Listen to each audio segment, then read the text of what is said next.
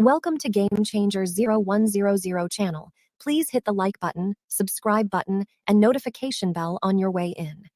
Please wait while the host prepare the show.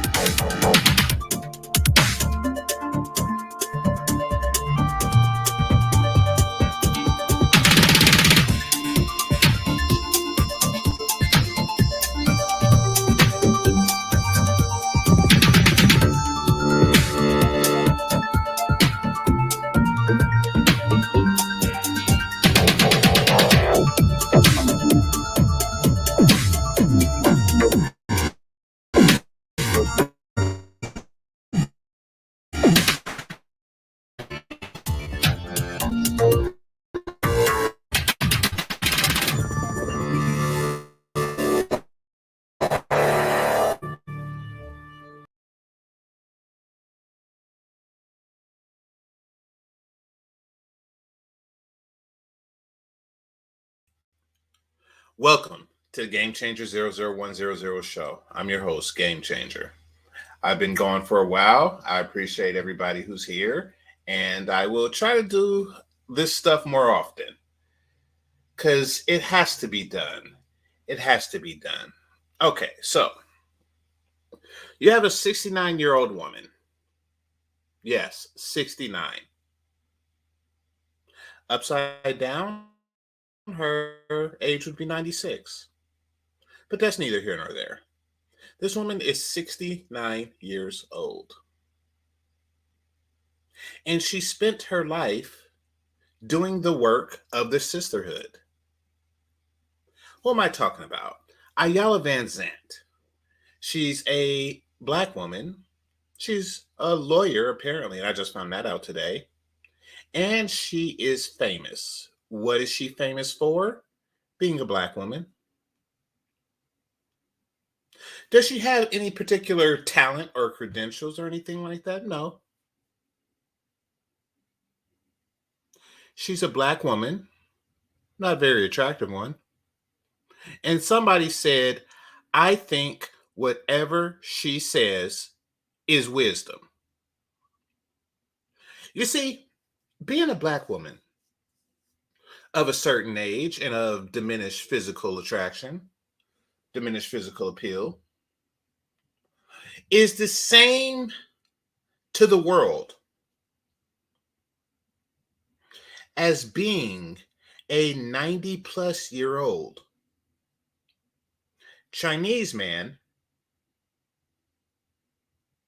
with a white beard, a long pinky nail, and wearing robes of some sort. You assume, for whatever reason, that he is wise. You assume. We had one of those in the neighborhood when I was a kid. And I looked and I thought that he knew Kung Fu and I thought that he had sage wisdom. I thought that he was the one that put the fortunes in fortune cookies. I thought he was Confucius. Why? Because he was old, Asian, and he had a white beard. Not just any white beard, a pointy white beard. Thought he was wise.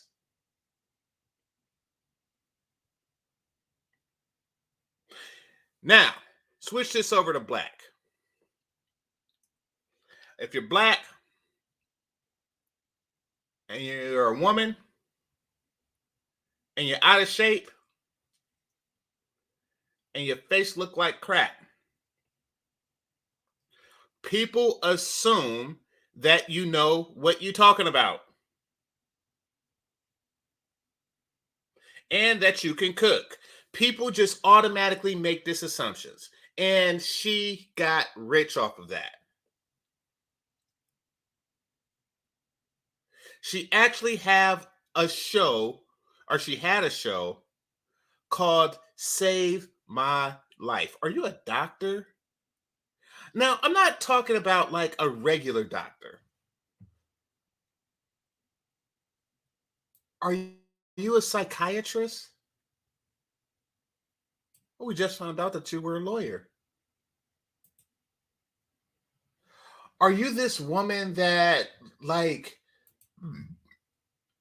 got married to her husband in the 70s and maintained a long-standing happy relationship with this husband for the 40 years or something like that? Is that you?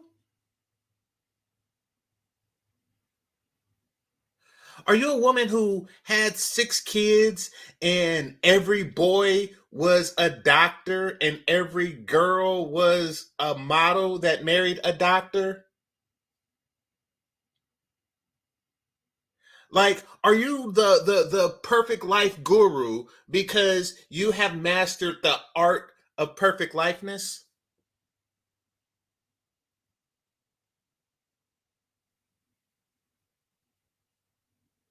Are you the woman that married Al Green?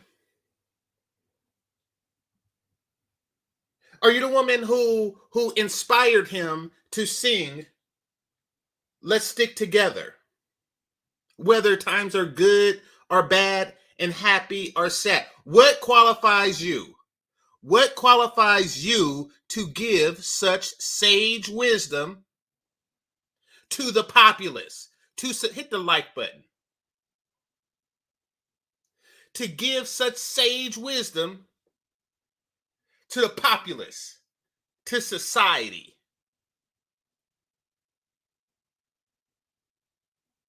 But that is the world that we live in. People are stupid. They follow tropes.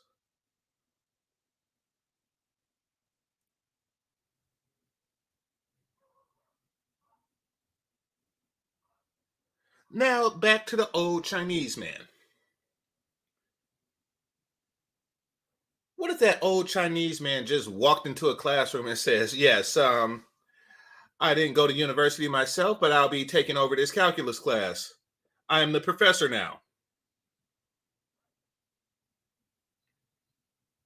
Well, what's your credential? Excuse me, don't you see my beard? I'm old. You think I lived for 90 years as Chinese and not learned calculus? Well, I haven't. But as you can see, I'm old, I'm Chinese, and I think that you know that I know. I am qualified.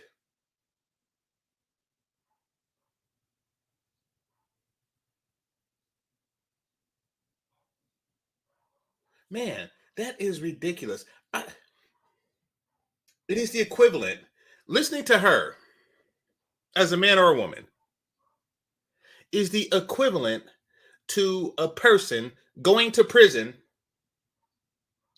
and paying the old Chinese guy for protection.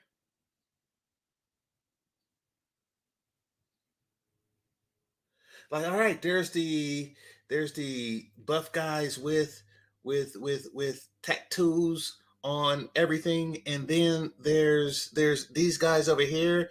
Wow, I mean, they're not strong, but they deep. It's least maybe like 100 of them seem like they run the spot, and then these guys, they look like they always strapped. They always they down and dirty. They ready to go in a second. And then but this guy, this old Chinese guy, yeah, I'm gonna pay him for what the hell? It makes sense when you don't think about it. People are stupid. The masses is stupid. So recently, society is going through a shift. But you know something? I'm not going to talk about the shift that society is going to go to right now. Right now, I'm going to talk about her shift and why she's going through it. Because I want y'all to remember the old Iyanla Vanzent. I want y'all to understand the the woman of yesteryear that she used to be. And then we're going to get into who she is and how they are two completely different people. But in the meantime, while I do that, I want y'all to hit the like button. I want y'all to go to your computer or phone and hit that thumbs up button while I do this. Now, before I get into this clip here, look at her.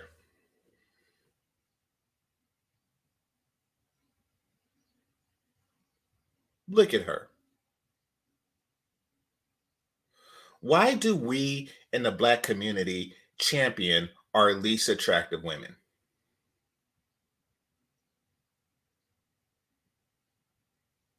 Why do we do that? Why do we buy chicken from a woman that looks like crap? And I'm not talking about Ion Van Zandt. I'm talking about that chick from the Popeyes commercial. Love that chicken from Popeyes. Like, what the hell? Ever notice that? Like, like when they try to sell white people stuff, they use attractive women like normal people should. Why? Because they know that white men have some damn taste. The like button. They know that white men follow attractive women like normal men.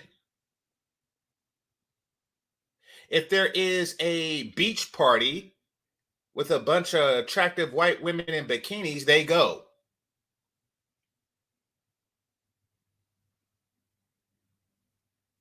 Why? Because they are following and seeking a future wife. But what are we seeking? Mama. They understand that black men have some type of sick, twisted Oedipus complex. And if you put a chick like this up, he's going to follow like a dumbass.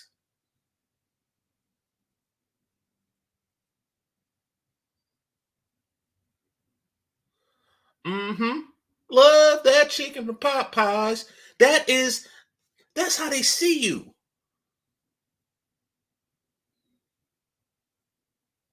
That's how they see you. I look at her, I'm like, what the hell? I don't eat chitlins. There is nothing you can do for me.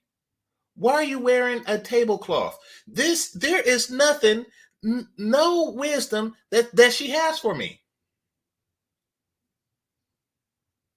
The only advice she can give is how to attract a bitch that look like her. And I don't want that advice. I don't need it.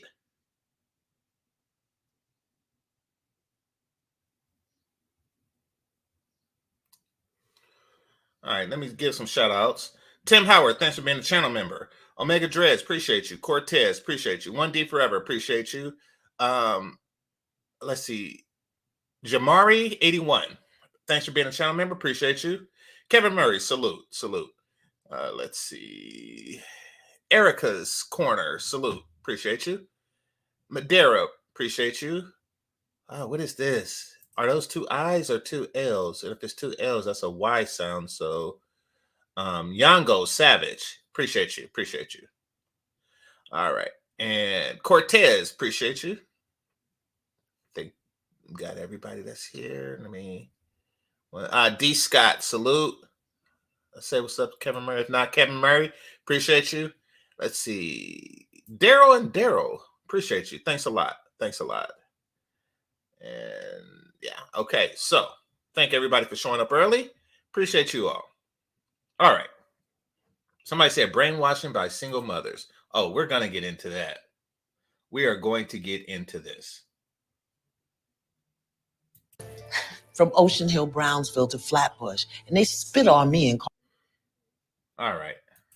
It's too early for that. She crazy talking. All right. Choose how you feel. You don't know that when you're kids, it's a psychological imprint. What does that have to do with today? Now, with a black woman, I have this in my mind before I even talk to you. She's going to think I'm weird. And that bothered me a lot. When I went to junior high school, I got bussed. Nobody care about when. Okay, so basically, the guy with the hat, he's talking about how he's gifted musically and he traveled a bit. And so he got imprinted with a bunch of different cultures. Now, black people have this thing to where we feel our culture is superior to all other cultures. So if somebody comes and he's different, then they ostracize him, you know. And he's saying that. And then she's gonna say, oh yes, well, back in my day, I was bussed in and they used to slap me and put a foot on my neck and throw banana peels at me and I got over it and you should too. No, I don't have to get over crap. I don't have to get over crap. You know, I hate it when people do stuff like that. Like, I don't have any shoes. Oh, well, I don't have any feet. Guess what? I still want some damn shoes. Knowing somebody is worse off than me is not going to stop me from being better off or wanting to be better off.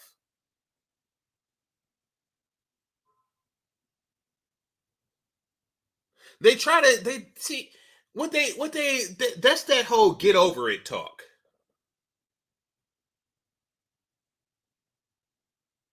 Like, yeah, get over it because, I was a slave. Like, I don't care.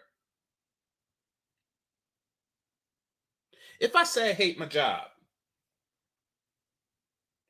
and then a immigrant sweatshop worker walks into the room and says, "Yeah, I have to, put Nikes together with no fan and no air conditioning in a room full of other Nike people, and it be sweating and smell funny, and y'all get an hour lunch, but with us they slap some Popeyes chicken and potato salad on the thing and give us 3 minutes to eat it. I don't care. My job still sucks. I don't care if you're a suck more. I don't care if your childhood sucks more.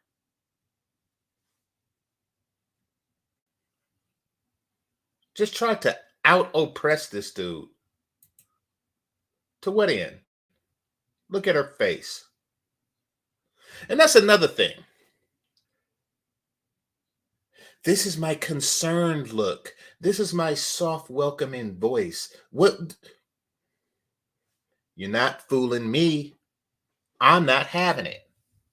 Now, let's watch some more. Spit on me and call. Dang it. See, the reason why I'm not playing that is because she used the N-word with the ER. 13. And these were adults, not the children. So my point is this. That don't have nothing to do with who I am today. It has everything to do with who you are tonight. You wouldn't be here if you didn't have these oppressive sob stories. What is your experience? A lot of black women, they don't want to talk to me. Some of them don't want to talk to me. Some of them want to talk to me because, number one, I'm a God-fearing man. I don't believe, like right now, I'm practicing abstinence. I'm not having any sex whatsoever. Why you ain't in the church? Why you ain't in the church?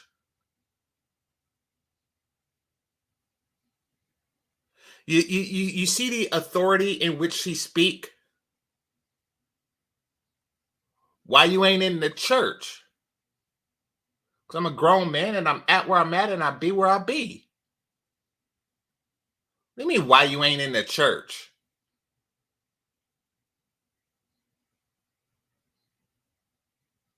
First of all, why would you assume that he is in the church or he's not in the church?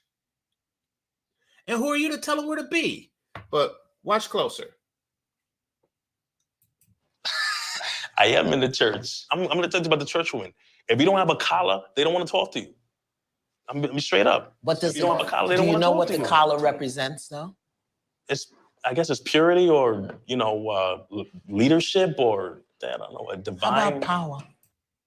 How about power? And see, this is the crux of it. This is the crux of what I'm getting at. And this is why I say, I don't believe you. You need more people. This man basically just stood up and said, if your collar ain't white, they ain't checking for you. Better be ordained if you're looking for her.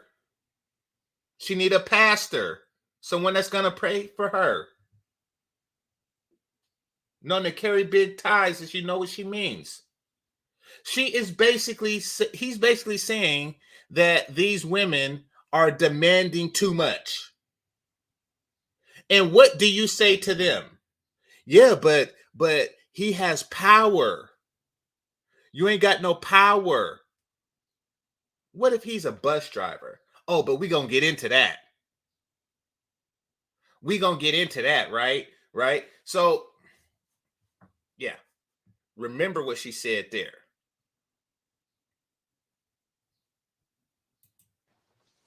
Yeah. How about power? That's what it represents. Okay. That's what it represents. It represents power, and you ain't got none. A man is supposed to have power. You're supposed to have power. You're supposed to have power. How come you don't have any power? Everybody in church should have a collar, and then nobody has power. But you should have power. But it's nothing wrong with what they're doing, unless I say it's something wrong with it. But we're gonna get into that. But let me tell you why I've called you here today. I've invited you here because my intention is to dismantle the myth of the angry Black woman. The myth of the angry Black woman. That's a myth. That's a myth. There's unicorns, there's leprechauns, and then there's the angry Black woman. That don't exist. That's a myth. And you want to know how I know it's a myth? Because I am a Black woman and I talk in a calming tone. So now the angry Black woman is a myth. Yeah, exactly. Bigfoot. What's the other one? The Loch Ness Monster. That's a myth. It's a myth. Don't fall into those myths. It's a mythological creature. All right, hold on, because she talked to the light-skinned dude. Well, there's two light-skinned dudes. Okay, yeah. See, look, this is my concerned look. I'm concerned. It's a myth. The angry Black woman is a myth. If your mother was angry and she was a Black woman, that's a myth.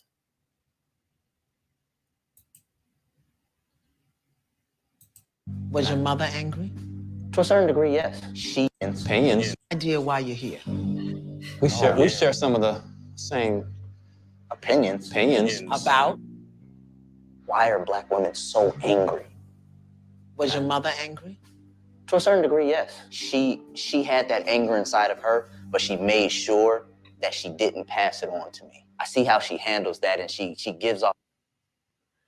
So this man said, why are they so angry? And she said, was your mother angry? What the hell? See, she's trying to play on that fear that far too many Black men have of going against their mama. I know he's not going to call his mama angry. Look at her hair.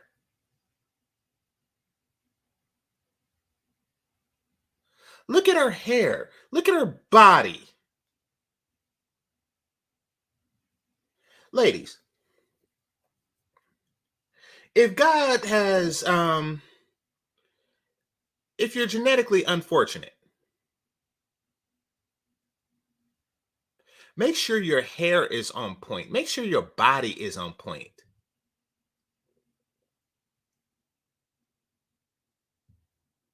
But nope. This is what you put on your head. If Marines wore wigs, it would look like that. This is what you put on your head.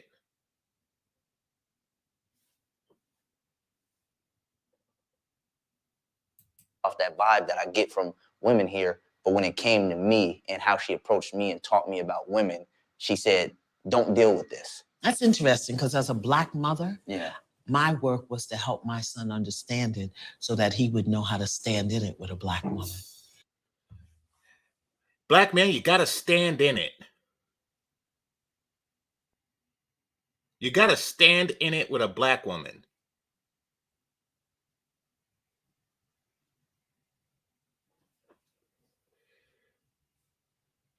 This woman is twice divorced. She is twice divorced, telling men to stand in this crap. Now, this was like 6 years ago.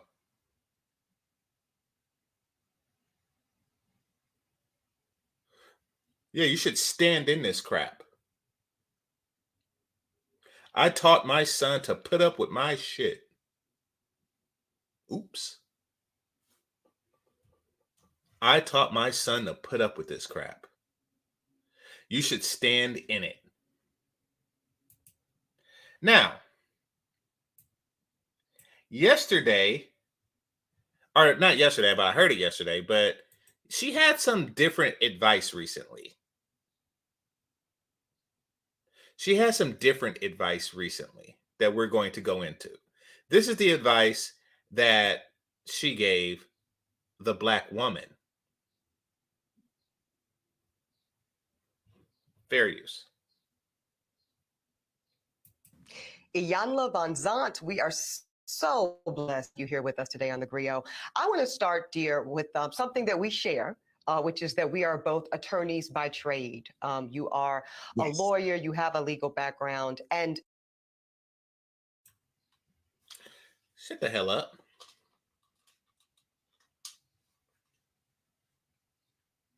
Shut the hell up.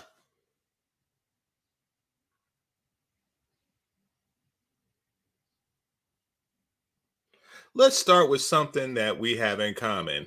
That's just your way of saying I'm a lawyer. You're one of those people that just walk around saying I'm a lawyer. Who introduces themselves like that? Who introduces themselves like that, when they come across somebody else with the same occupation or the same trade? That's how you know somebody just want to let off some information. That's like if I was to interview like some porno dude on this show. I was like, okay, so let's start off by saying we both got big penises. Let's just start off by let's just get that out there. Like, what the hell? And y'all got nothing else in common at all whatsoever. You're pretty, even for 40. Iyanla Vanzent has never been pretty a day in her whole damn life. Now, she's 69 now, and one could say, yeah, but back in the day, nope. There was no back in the day. There was no back in the day. There was no yesteryear. There was no, oh yeah, but way back. Nope. Not a day. Not a day. Not a day in her life has she spent pretty. Not when she was, getting done up for prom. Not any single day in her life. Even when she was born, she was one of those babies. She was one of those babies. And when they have all the babies in the nursery and stuff like that, and you looking at all the babies and you like, oh man, I hope that one's not mine. I hope that one's not mine. I hope that one's not mine. But it's yours because it's the only black one there. But you're still hoping that one of the other babies is yours and is gonna turn black later. Like, nope, that's yours. And it's not gonna get better. That's the duckling that stayed a duckling. There's no swan in her. Y'all have nothing else in common.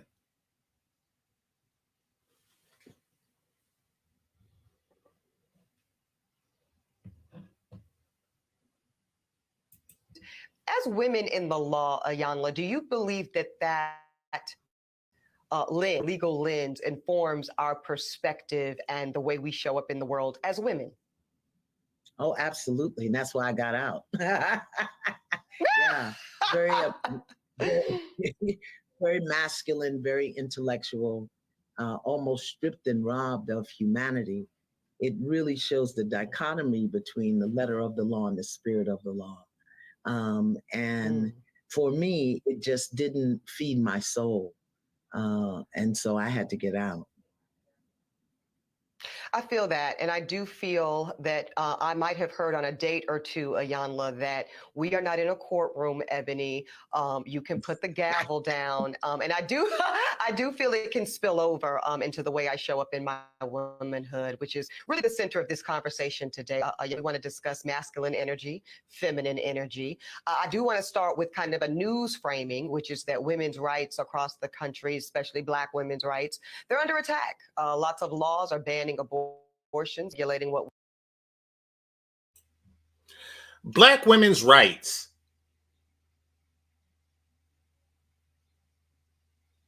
Black women's rights. Y'all hear the thinking of this chick? She's light-skinned. Y'all hear the thinking of this chick? Yes, as a Black woman, there's certain rights that I have.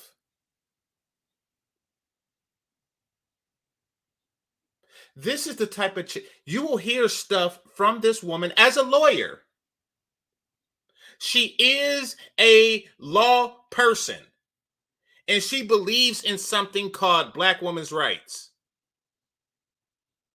She can stand in front of, what's going on, Deacon Dave? She could stand in a court in front of a judge and jury and say, yes, the perpetrator here violated her rights as a Black woman. Like, excuse me? Her rights as a Black woman is violated. What are Black women rights? What right do a Black woman have that other people don't have?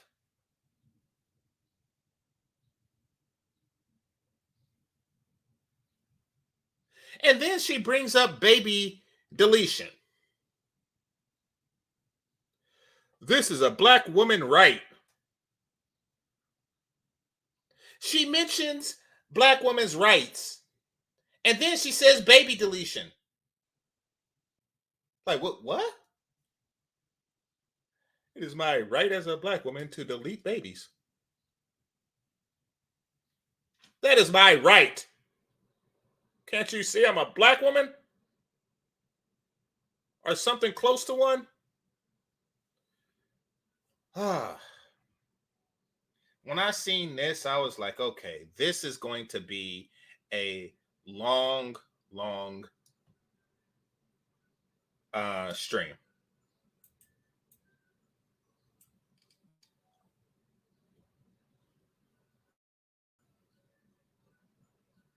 News framing, which is that women's rights across the country, especially Black women's rights, they're under attack. Lots of laws are banning abortions. They are regulating what we can and cannot do with our bodies. What do you think happens for Black women when they regulate what you can or cannot do with everybody's body? I can't put heroin in mine. They regulate it. Like the FDA exists. They regulating it. And then just the thought that she's like, oh, they regulated that I cannot put this doctor's scalpel in my vagina and the hose to suck it out. I wanted to put that in my body. this type of siege is at play and we don't feel we have anyone to protect us? Right. Well, the first thing I think we do. You know who don't have anyone to protect them? The baby.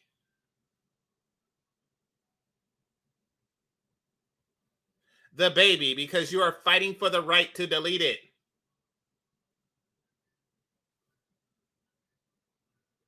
As we go into anger, without a clear ask. Doesn't make sense to be angry unless you got to ask. What is it that you're asking for? People can say anything in the world, but that doesn't mean that they get a right to do it. It doesn't mean that they get a right to affect you.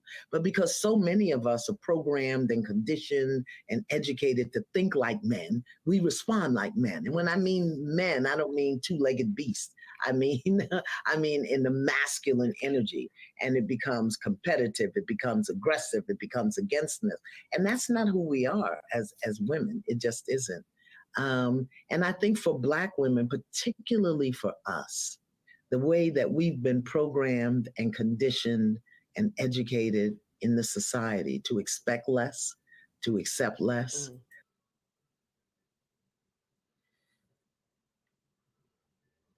This chick right here just said Black women have been programmed to expect less.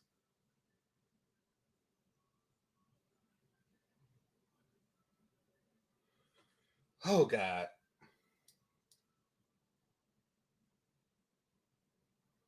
I want y'all to remember that she said that when y'all hear the word bus driver. We've been taught to expect less. Bus driver. We've been taught to expect less. Bus driver. Well, we as Black men have been taught to stand in it. By you. We have been taught by you to stand in it. Nobody has been taught to expect less than a Black man. Why? Because they marry you. There is no less to be expecting. And look at the chick. Look at this ebony chick. Her neck don't move normal. She is so vain. Look at her. Look at her body language. Her neck, her facial expressions change. And her mouth talks. But her head remains stiff and in the same position. She gives boring head. What? But more to the point, she's so concerned about her physical appearance at all times that she don't want to leave her best angle. She took some time to get the camera at her perfect angle.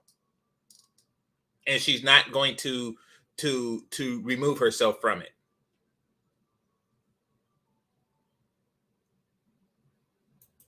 To be angry and to complain, but to not really step into our authentic self, our authentic power as women, and create what we want, even if that's create the demand. Oh no, not here, not today. Okay, I hear you articulate. That didn't make no damn sense. Create the demand for what? Our authentic power as women to create the demand. The demand for what? Ugly chicks? That's your authentic power?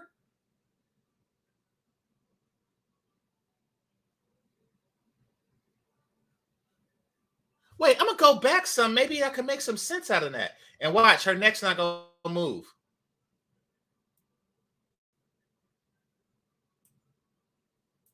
Less. To be angry and to complain, but to not really step into our authentic self, our authentic power as women, and create what we want, even if that's create the demand. Oh no, not here, not today. Not moving. Okay, I hear you articulating, Iyanla, this masculine energy traits, the competitiveness, the assertiveness. Tell me how you would frame feminine traits. Aggressiveness. So you just now said that you understand that Black women can be aggressive, masculine, etc., etc., etc., right? Right?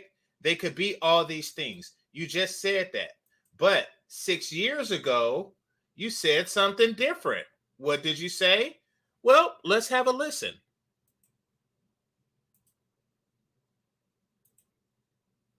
Let's have a listen to what you said 6 years ago. She gives off. This is the exact same blazer. This is the exact same blazer that she is wearing 6 years later on a different show. It's just that instead of for pink squares, it's blue squares. Or is that blue? Hold on. Yeah, instead of for pink squares, it's blue squares. This is the exact same blazer. She has a closet full of blazers just like this with different colors. She has a pink one, she has a blue one, she has an orange one, she has a yellow one. But this is the 6 years later on the other interview, and I'm going to show y'all, it's the exact same thing. Nevertheless, listen to what's about to be said.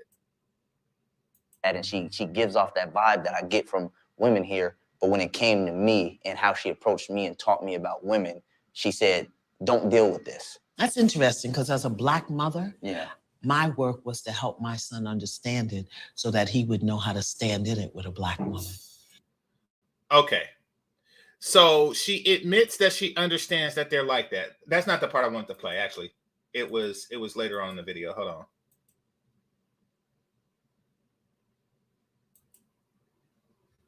Maybe this is it. Story. We all have an experience, and we all get to choose. All right, that's not it. Hold on. A How divine about power? Yeah. How about power? That's what it represents. Okay. But let me tell you why I've called you here today. I've invited you here because my intention is to dismantle the myth of the angry Black woman. Oh, it's a myth, is it? It's a myth. It's a myth. But here you explain why they are what they are and how it's not a myth. So you need to go back to these guys and say, sirs, I apologize. It wasn't a myth. It's an actual thing that you are putting up with that I am telling you and teaching my son to stand in, because we are different for the reasons that she just explained here. Now, look, this is what I was talking about. The exact same blazer with different squares, with different color squares.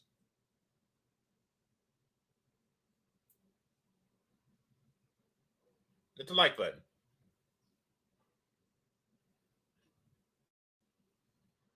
No, not here, not today.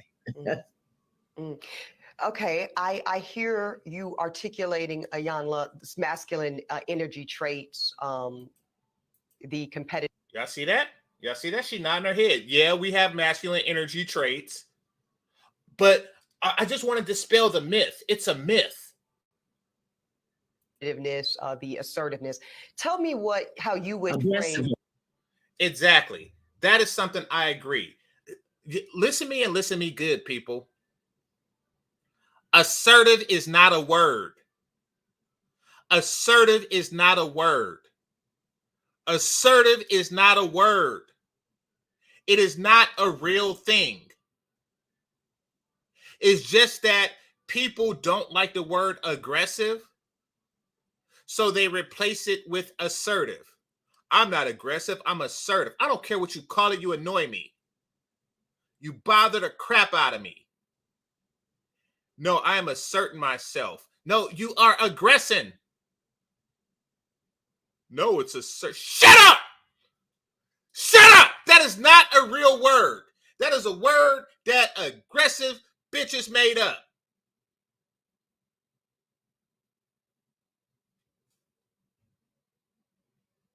Feminine traits.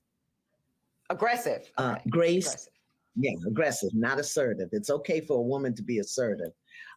No, it is not. Neither is okay. What is the difference? But let's look it up. Let's look up the word assertive. Hold on.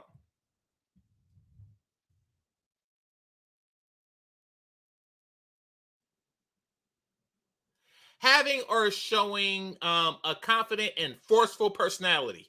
Forceful. You are forcing yourself onto people. Now, let's look up aggressive.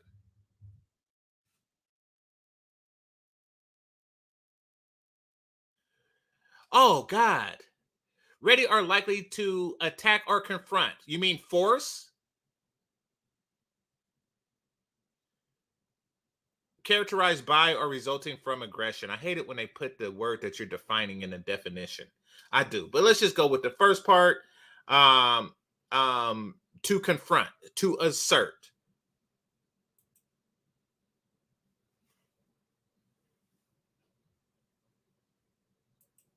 Grace, first of all. I think we've lost our grace. We move and so you admit it. You admit that you lost your grace, but then you try to tell the last dude it's a myth. The myth of an angry black woman. No, she's not angry, she's assertive. She's not assertive, she's aggressive. Aggressive is anger. It's the dark side of the force. It's something dark side. That is you. That is you. You son of a Sith. In such a harsh and hard way. Grace, compassion, nurturing, nourishing, elegance. How about majesty? How about divinity? How about holiness? This is not a language you hear coming out of most women's mouths, but they'll talk about being a boss, being a diva, being, in charge. And many of us are either not seated in our throne as queens, or we're in the throne and the crown. Hear what she just said?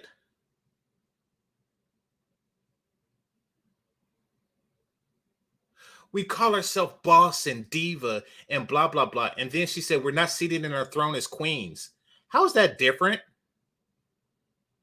How is a queen different than a boss, diva, goddess? Oh, no, you're not a boss, diva, or goddess. You young women have it all wrong. Stop calling yourself boss, diva, goddess. You're a queen. What the heck? These are all exalted titles. Exalted titles of a woman in authority.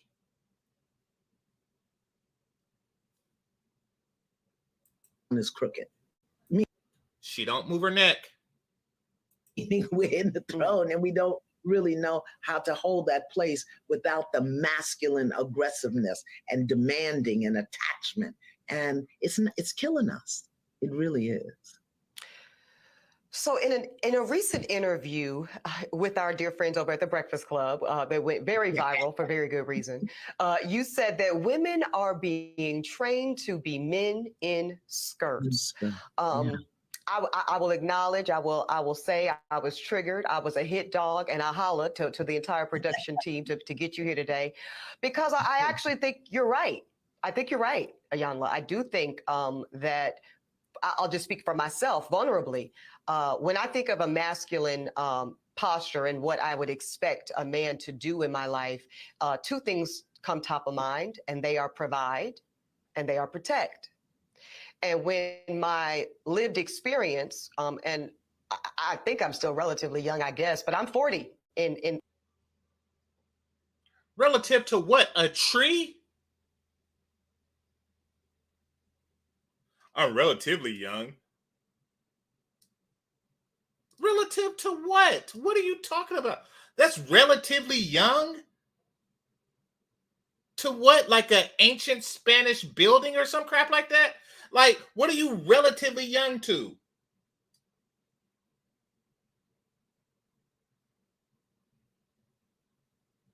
I'm relatively young. Oh my God. We live in a community where women turn 40 and say, I'm relatively young. Like, you're relatively young to a 41-year-old. Yes, I guess.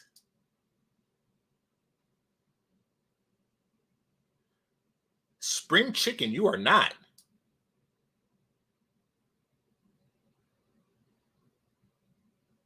I mean, you're prettier than most women your age, granted. Spring chicken, you are not.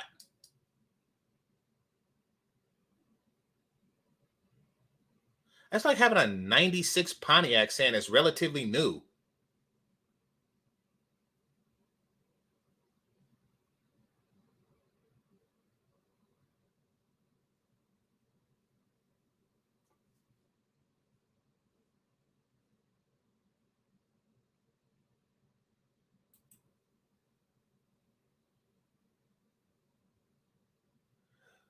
All right. Aunt T said, I was watching a video with a dude look just like you. At least in my opinion. Dude in Brazil. Says, what up, Game Changer? Salute, fam. Peace to the chat. Appreciate you, brother. Appreciate you.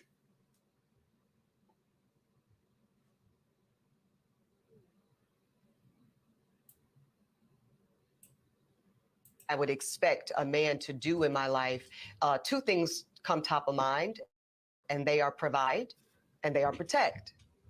And when my lived experience, and I think I'm still relatively young, I guess, but I'm 40 in September. So, you know, I've had some relationships, and I've yet to find a man who has shown, I mean, this includes even my father, who was absent. I've yet to have a male energy that provided or protected me consistently ever.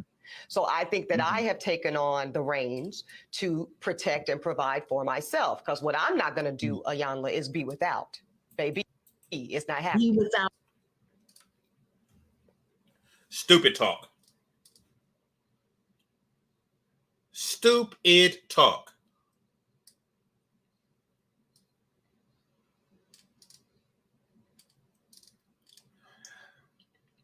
Why? Because she's talking as if she didn't prepare for where she is her whole damn life.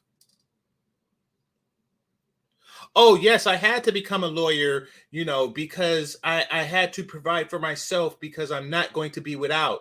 Like, I tried, but the men refused to provide for me.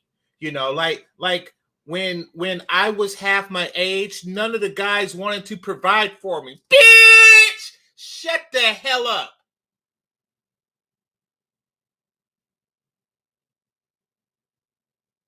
Looking at you now, I could tell that when you was like 19, there was no limit to the guys that wanted to provide for you, including the band No Limit.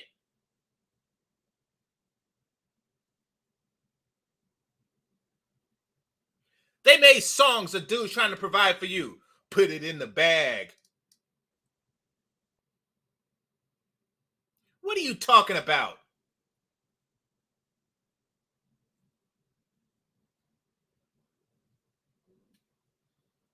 Oh no, they didn't want to provide for you. You was in law school and dudes was trying to provide for you. No, you was trying to provide for yourself since day one. Since you was doing your homework while everybody else was going to prom, so you could prepare for law school. I don't want to hear that crap. They didn't want to provide. Shut the hell up. Shut up. Shut up. This is the lies. Now, I'm going to tell you about her. I don't know her, but I know her. Why? Because she has a not unique mating strategy that a lot of women have. I like to call it the Tony Montana mating strategy. I like to call it the Scarface mating strategy. How does it work? Okay, so like he said, like Scarface said, first you get the money, then you get the power, then you get the women. She has that mating strategy, except as a woman. First you get the money, then you get the power, then you get the high value man. A lot of women do that. Now, most women, most black women fail in this endeavor. Why? Because they never actually get the money. They don't make it up that corporate ladder. So, you know, they, instead of for finding their life partner in their 20s, they spend their 20s trying to become this high value woman themselves. And they try so long that they find themselves in their late 30s, early 40s, like, okay, I never became the high value woman, but now I want a high value man.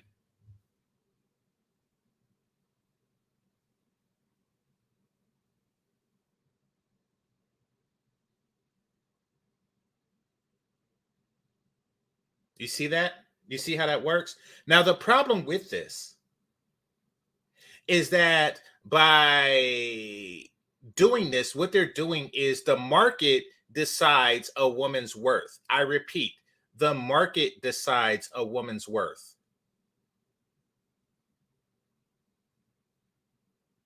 Not how much she needs the money. Give you an example, right? Say you have a guy who recently became rich. But before he became rich, he had this, let's just go with the 96 Pontiac, right? He had a 96 Pontiac. And let's just say that car is worth maybe $1,000, right? But now after he won the lottery, he don't really need $1,000 that much. So what does he do? He says, okay, I'm gonna sell this Pontiac, but I'm gonna sell it for $5,000. Why? His justification is, I don't need the money. If I was poor, I would have sold it for $1,000 because I needed that $1,000. But because I am wealthy, I am going to sell it for $5,000 or hell, $50,000. You see, the cost increased, but the value to the person purchasing it didn't. She has a certain sexual marketplace value that didn't increase when she became a lawyer. But what did increase is her cost. Her cost increased because she feels that a man's earnings should be higher than hers. Now, I want y'all to pay attention, and I'm not going to influence the vote in any way, but I am going to do a survey on should she be with the lead attorney? Should she be with Dennis Sperling? Even though I think he's engaged. Should these guys, close in age, similar professions, get with her? Why or why not? I'm going to do a survey on that. Because that's what she wants. She wants the lead attorney. She wants the guys that make the lawyer money plus the entertainment money.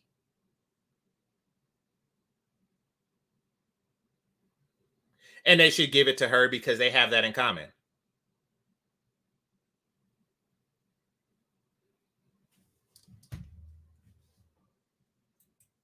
So that would be without protection, and be without the necessities of life. Okay. But I say that with an invitation, Iyanla, check me. Show me the error of my ways. Tell me how I might be. She just said that the era of her ways. Her ways is a whole era. It's the feminist era. She means to say era of her ways, but yeah, show me the era of my ways. Your ways are era stupid. However, I just showed it to you. The problem is that you can't correct those ways.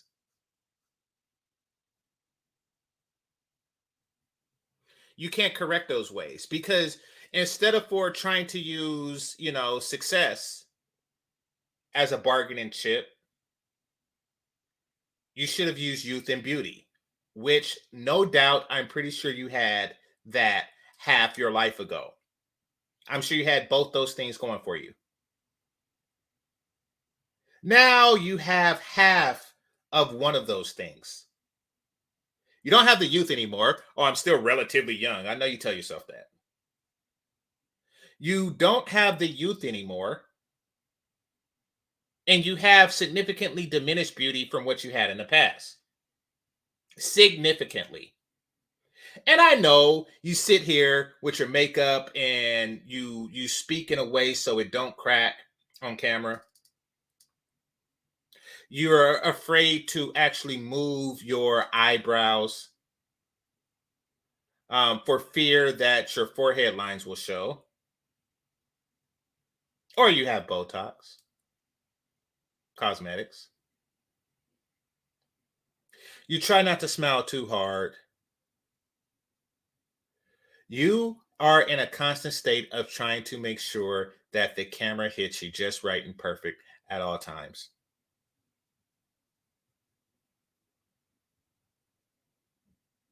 But you don't wake up like that, sweetie. You do not wake up like that.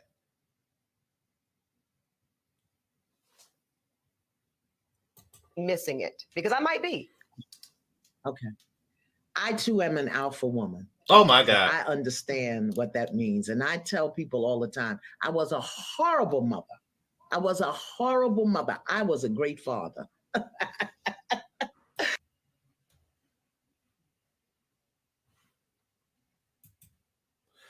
All right. She just said that she was a horrible mother and laughed at it. And she was a great father.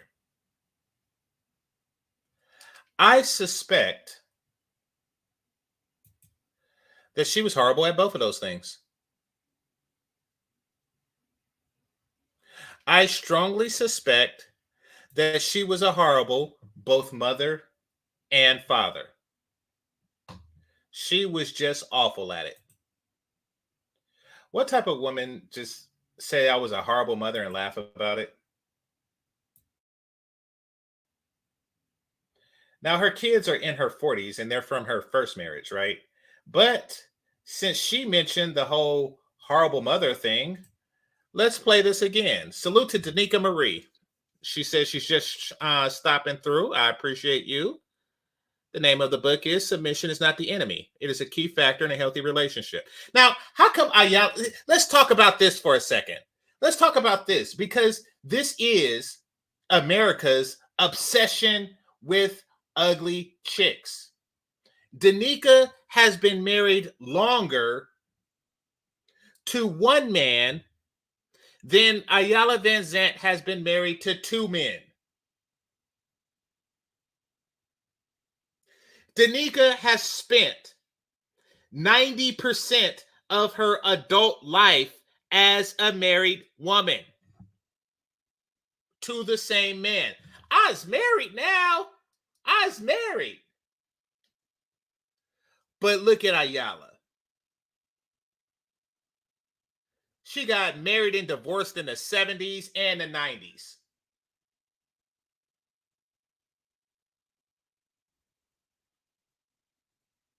Just a perpetual cycle of failed endeavors. But Oprah says, okay, you're old and you're ugly as shit. Therefore, I am going to give you a voice. Why? Because younger, hotter, sexier women that can maintain a damn marriage don't deserve a voice in Oprah's mainstream. But Iyanla do.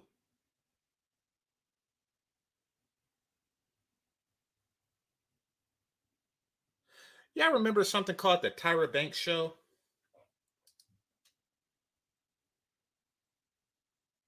Like you had Oprah, then you had the Tyra Banks Show.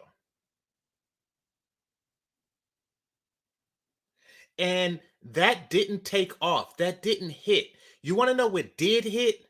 The Wendy Williams Show. The Wendy goddamn Williams Show.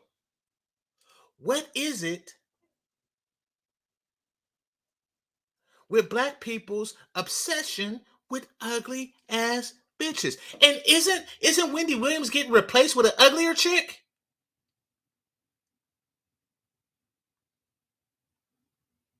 Correct me if I'm wrong. Isn't Wendy Williams getting replaced with an uglier chick? A fatter one?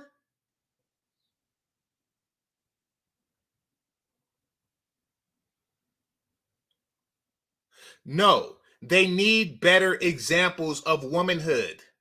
They need prettier. They need a big tittier. They need like more feminine. They need lip glossier. And they need stay marrieder.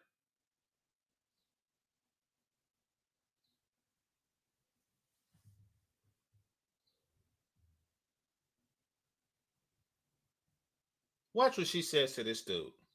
Remember, she just said that she was a terrible mother. Now watch what she says. Watch what she says when she gives the example of her typicity of motherhood. Why are Black women so angry? Was your mother angry? To a certain degree, yes. She had that anger inside of her, but she made sure that she didn't pass it on to me. I see how she handles that, and she gives off that vibe that I get from women here. But when it came to me and how she approached me and taught me about women, she said, don't deal with this. That's interesting, because as a Black mother, Yeah.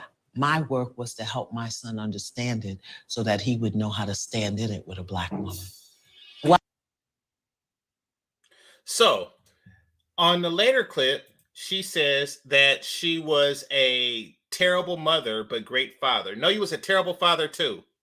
That is a horrible thing for a father to tell his son. You need to learn how to stand in it with an unruly bitch. If you have an unruly bitch in your life, son, you need to stand in it. You are a terrible father if you say some crap like that. You were just awful at both.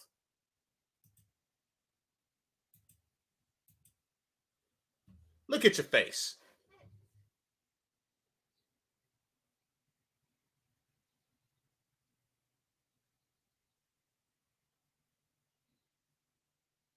Look at your face. Look at it. Look at it. Let me show y'all something.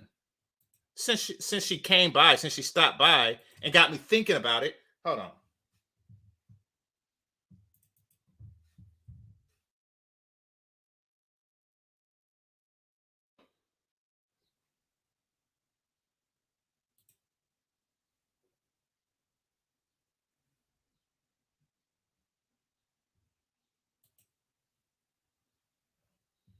Hold on.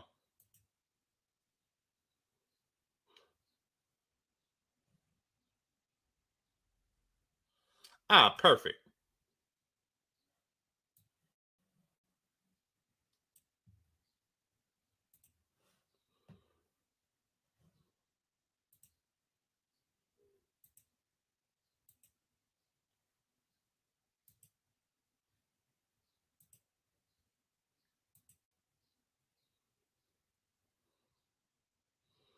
All right. So we're seeing Iyanla's face. Now look at Danika's face. Look at her body. But most importantly, look at her husband.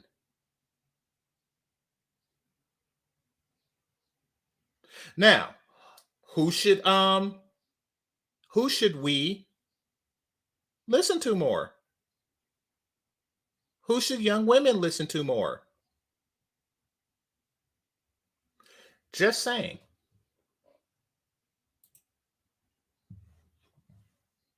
But who does society present more? They present the Oprahs. They present the Wendy Williams. They present the Iyanla Vanzent. This is ridiculous.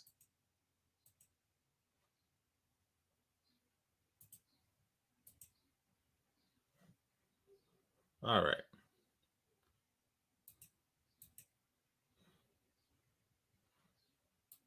Somebody says she's okay. Listen, it's not a matter of attractiveness or whether she's okay or hot or not or anything like that. The point is that she's hotter than Iyanla, okay?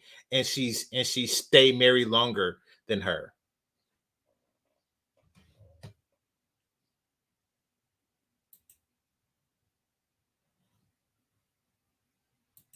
And I was a horrible mother because I'd never been mothered. So I didn't know how to affirm, how to nurture, how to nourish, how to guide. I knew how to direct, how to demand, how to discipline, and like you said, provide and protect. Those are masculine energies. And the distinction here is men build, women create. So we know how to build. We know how to get to the external and get the work done and drive and push and do it. We don't know how to be still create it and allow it to come to us. Fuck have you built?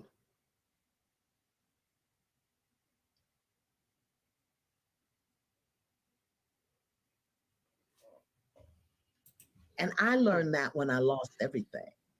I learned how to create because I had already built and it all crumbled.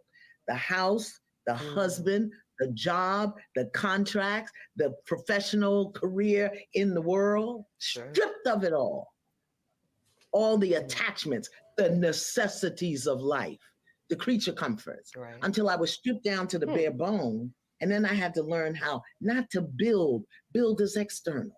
Create is internal. And we as women have the power to create. These words don't make sense. If you feel stupid because you're confused right now, don't. She's just saying a bunch of words. There's a difference between build and create. You see, when you create, that is some garbage. That is garbage. You're not making no damn sense. Stop trying to pass it off as sage wisdom. You think that just because you are a 90-year-old Chinese man with a white beard, I am going to believe this garbage? Nope. Nope. Create and attract anything we desire. You can't attract anything you desire unless you don't desire my penis. What in the hell? Woman 69 years old talking about attracting anything she desires. I told you, garbage.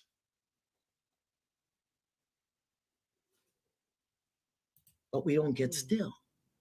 We won't shut up. And we manage everything through fear, control, and survival. As opposed to feeling, knowing, and blooming or flourishing. Complete different thing. But since we've never been trained, we haven't been trained, we haven't been taught. So we do it the way we were taught to do it, which is very masculine in nature. And very external. I feel that you are describing me to a T, Miss Iyanla. Now, is this why you are conducting a rites of passage program? Shut up. I don't believe your ass either. Okay? Shut the hell up. Okay, now we're going to talk about her. Now, hit the like button. Now we're going to talk about her. Now we're going to talk about this Ebony chick. You see, don't be fooled, fellas. Don't be fooled. Why? Because she's after your penis. She is after my penis. But nope. Don't fall for this chick. This is the same as those born again virgin chicks. See, she's trying to be a born again bitch. They are looking for a way to wash away past reputation. She is a born again bitch. She's trying to be a born again bitch. She's going to see what they want to do. And the reason why she's having this class, the reason why Iyanla is having this class is so bitches like her can go to the class and say, oh, yes, I was masculine. I was this. Well, now I graduated. Here's my certificate of completion so I could show the next man that I'm not a manly bitch. And we supposed to believe that? We supposed to believe that because you went and listened to this chick that you all of a sudden you're dipped in holy water and you're no longer a manly bitch? Nope.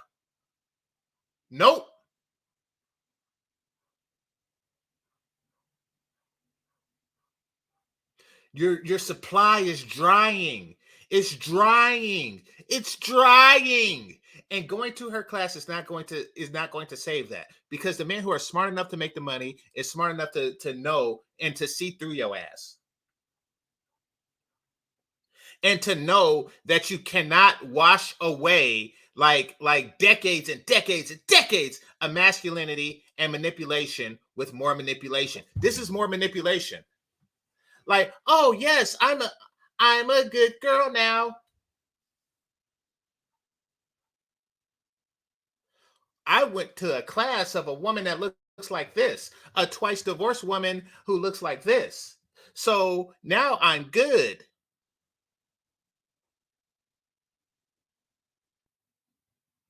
Trust me, trust me, trust me. I'm okay now. Trust me, trust me, trust me. Nope.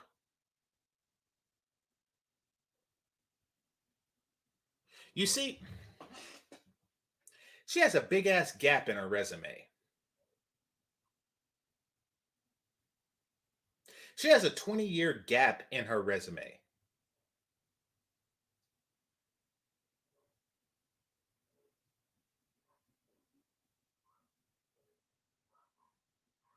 Of being useful to a man.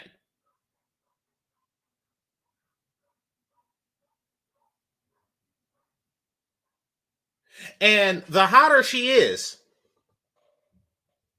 the more men are going to ask, how come somebody didn't wipe her ass down in the past 2 decades?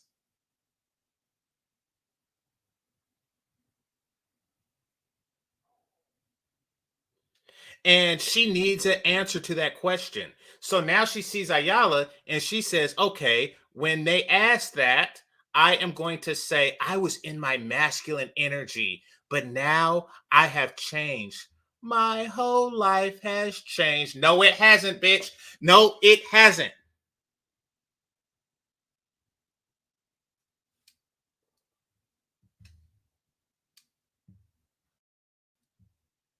Let me get a like report. So that women, all of Black women in particular, can learn to create. Women, so that we can learn our authentic power. Y'all already know how to create. Y'all create misery to men and children, and sometimes other women. Y'all create misery to society, to your neighbors, to the people who go into the post office to get some stamps and your ass work there. Create misery to somebody who's going to the DMV to get his registration renewed.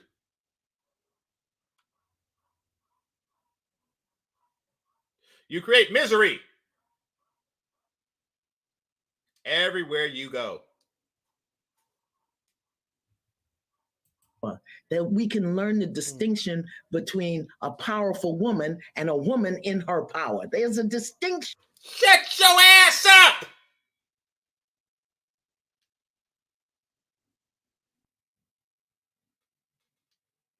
It's garbage. That is garbage.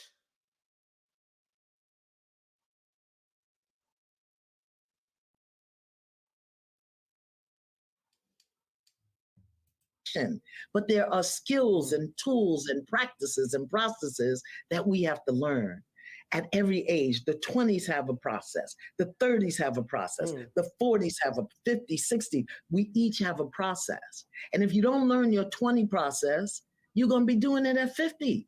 If you don't complete your 30 process, you're going to be doing it at 60. And that means you'll be running on overdrive instead of seated in your power. Yes. And the secrets are there. They come from our culture. They come from our history, but no one has taught us. So me, as a descendant of Africans and Native Americans, I have a very lovely blend and mix. And I just, for a long time, I didn't do it because women in general, they don't want to hear. They think their way is right, and I'm crazy.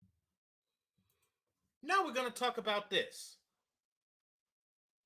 Do men usually care how useful a young woman is if she is light-skinned and very pretty? Yes, but we care far less. Being pretty is her fucking use.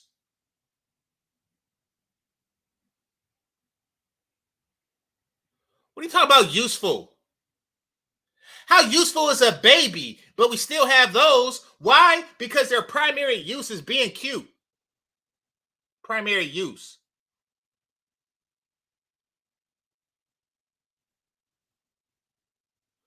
No, we don't care as much.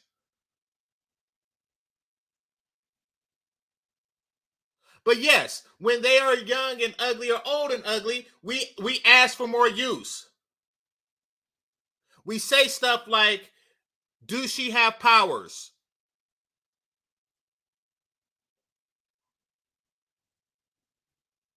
Is she lucky? Meaning, do she bring luck? Is it good luck that she brings? Will her father give me a cow? Will her father give me a cow if I marry this cow?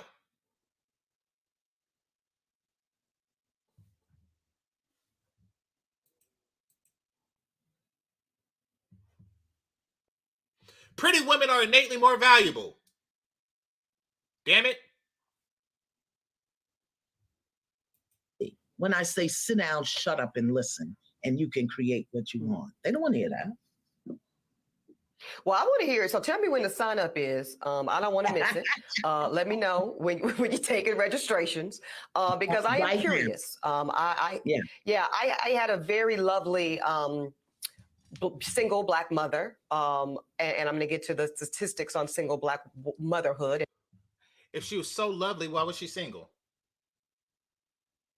If she was so damn lovely, why was she single?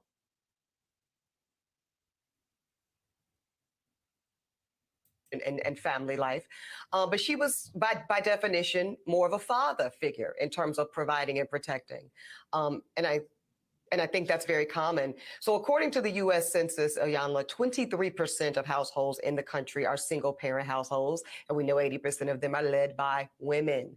How does this affect the child? Both little girls, little boys, non-binary children. How does they grow up to be you? What do you mean, how does it affect them? They grow up to be you.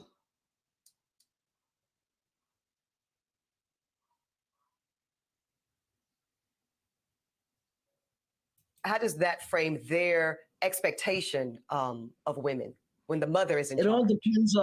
It all depends on what the mother or the woman demonstrates about being a woman. If she's demonstrating that it's hard and it's rough and nobody's... You're not demonstrating shit if you don't have a man. You are not demonstrating anything. There is no good way to be a single mother. There's only a less bad one. I repeat, there's no good way to be a single mother. There's just a less bad one.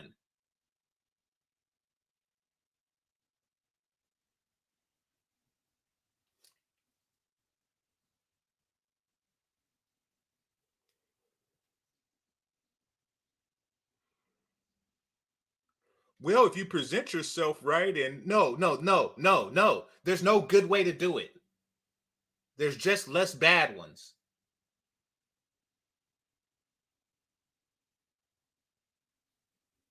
Why? Because the main part of femininity is your reaction to masculinity. And you are not demonstrating that. Helping me and I got to do this and you got to do it this way, then that's what the children are going to get.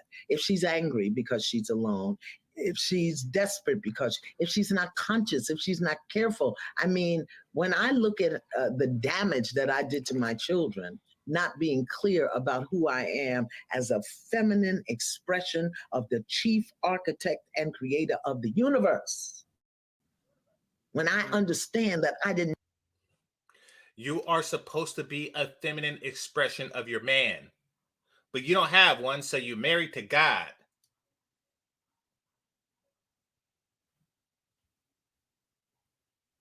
Know that and how to tap into that and the damage I did to my children who I love with all my heart.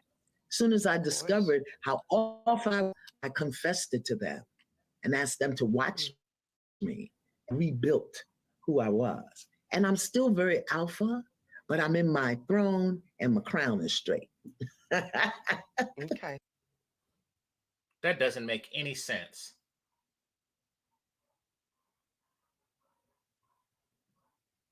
What is the crown a metaphor in this particular instance?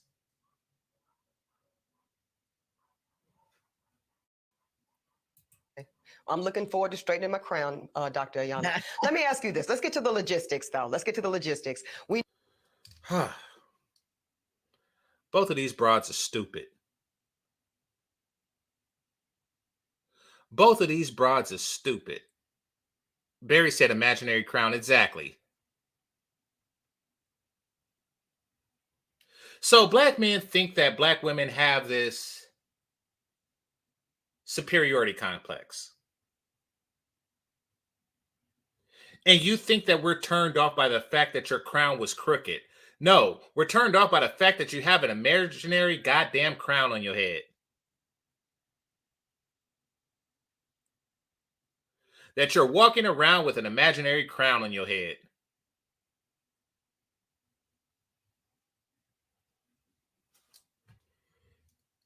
We know that Black women are earning college degrees faster than anybody else. Many of us are doing like we're doing, Iyanla. We're getting those terminal degrees, those JDs, MD, PhDs.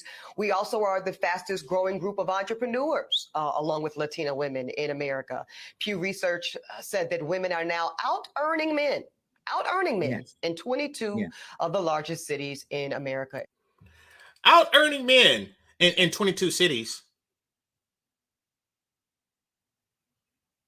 In 22 cities. So of all the cities that are in America, 22 of them, they are out earning men. And she is just championing that. She is just running with that.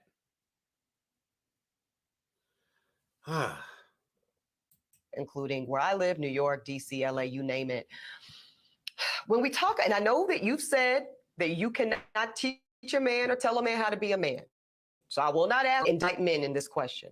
But I do want you to speak, Iyanla, to how women need to,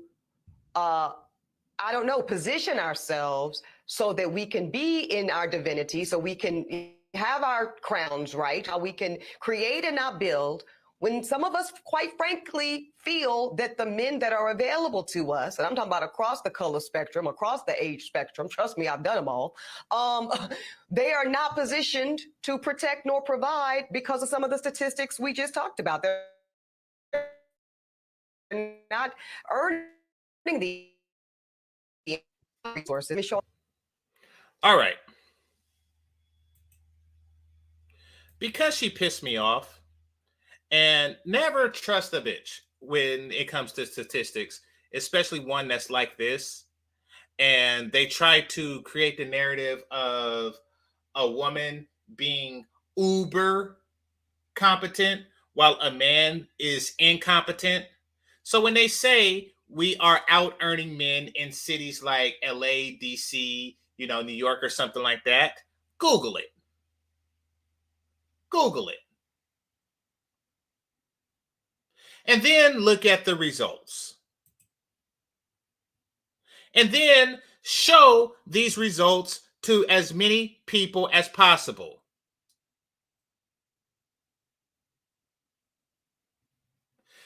Average male income in Los Angeles, and then it brought up this graph with both male and female income. Male income, 33,637. Female income, 25,839.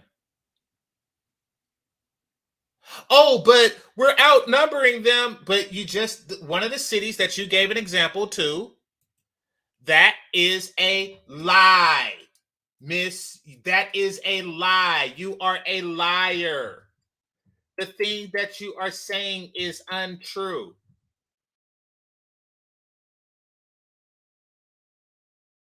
All right. Washington, D.C.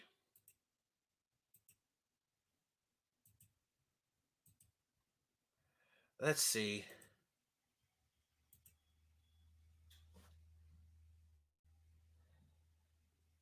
Washington, D.C. Average male income, $58,009. Average female income, $48,671. Lies, lies. Is a light-skinned bitch in disguise. Lies, lies. Those ain't even her real eyes.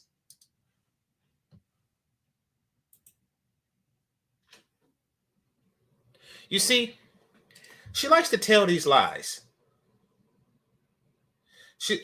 Somebody said 0 for 2. Let's make her 0 for 3. Let's strike this bitch out. Let's strike this bitch out right now. All right, hold on.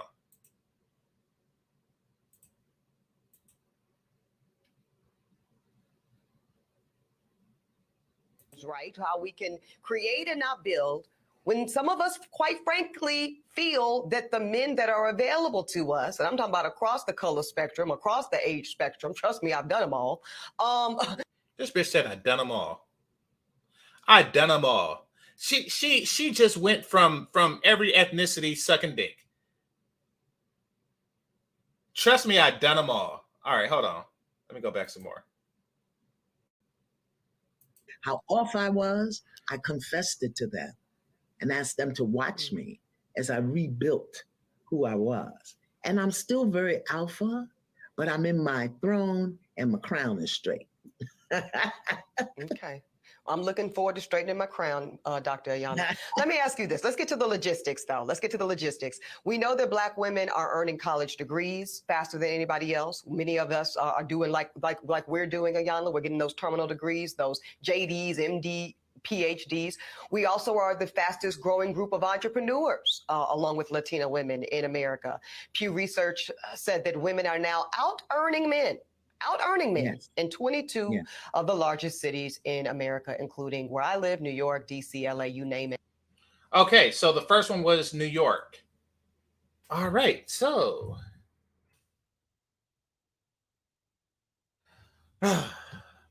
lies, lies. Just the devil in disguise. I can't sing for shit. Lies, lies. Every dick between them thighs. New York. Male income, $40,141. Female income, $30,012. 3 for 3. Lies, lies.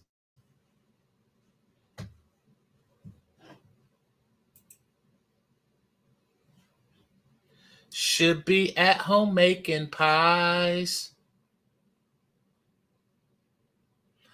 Lies, lies. Now, we've established that she is lying. But let's talk about why she's lying. Let's talk about why she's lying to me. The reason is simple. She's wondering, she goes home every night and sleeps in her cold, cold bed. Wondering to herself how come she's not sucking GameChanger's penis. That is what she does every night. And the only comfort that she has is, it's because Black women are so successful and the men are such failures. It's because we're just out earning them and blah, blah, blah, blah, blah, blah. Nope. This is comfort food. This is how you comfort your way through an empty vagina and an empty mouth. This is what makes you feel better. But it's a lie. Lie.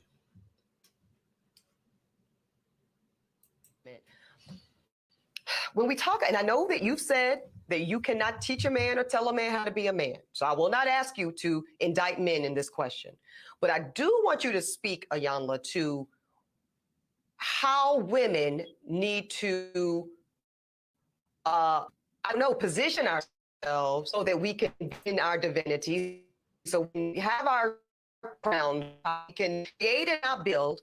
When some of us, quite frankly, the men that are available to us, I'm talking about across the age, trust me, I've done. They are not positioned to protect nor provide because of some of the statistics we just talked about. They're not earning the incomes. They're not. Show ass up. Okay, so I researched the Pew study that she was talking about. And I'm not going to put it on screen because I'm tired of shifting screens back and forth. But it says young women are out earning young men in several U.S. cities. And by young women, we're talking women under 30. See, she leaves that part out because she's not under 30. And, so it don't apply to her. It says the New York. So, yeah, she really read this and she read into it what she wanted. The New York, Washington, D.C., and Los Angeles metropolitan areas are amongst the cities where young women are earning the most relative to young men. Absolutely. Absolutely. It makes all the sense in the world. Listen, young men, you are going until you develop a skill. Women are going to out earn you. Women your own age are going to out earn you. Why? Because they get something called tips. They get something called tips. And the hotter they are, the more of it they get. So if you work at a restaurant as a waiter and she works at a restaurant as a waitress, she is going to get more of something that's called tips.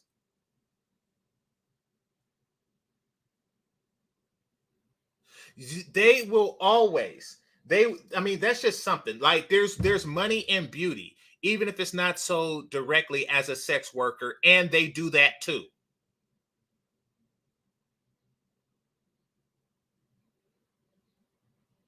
So yes, they get jobs as hostesses, they get jobs as caregivers. Try being a young man, all bearded and muscular and stuff like that, and see if somebody lets you take care of their grandma. Nah, you at Burger King, bro. You at Burger King. You at the tire shop. You laying bricks. You stirring cement.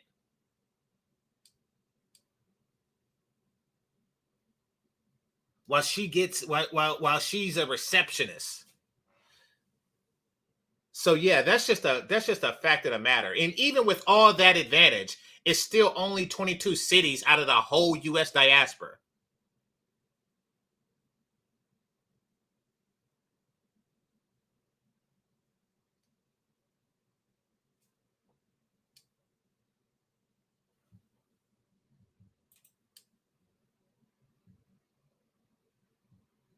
What didn't I hear?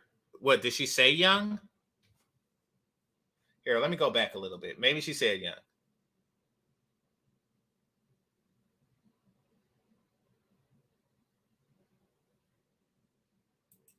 Wait, what?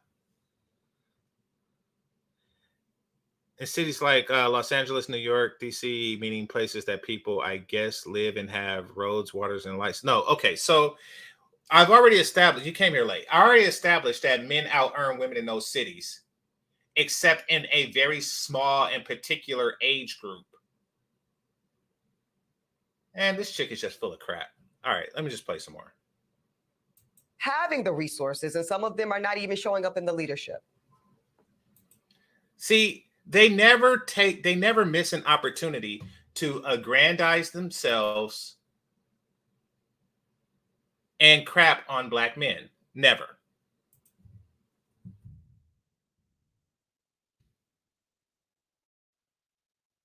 whether it's true or not.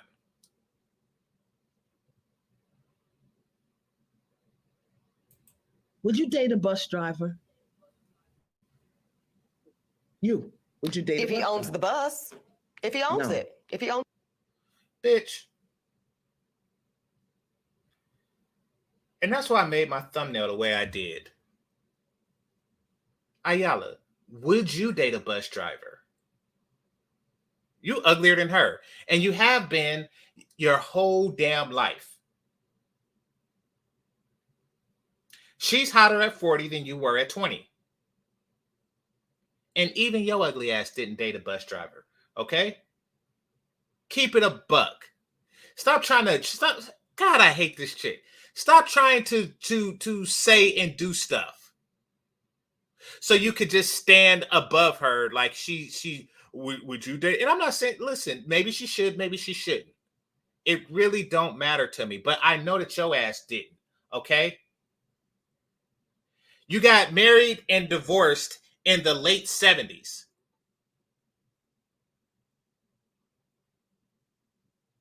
And then you went through all of the 80s and half of the 90s not dating bus drivers.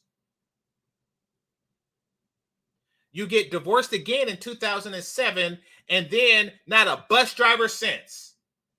Not a bus driver since 07. Not a one.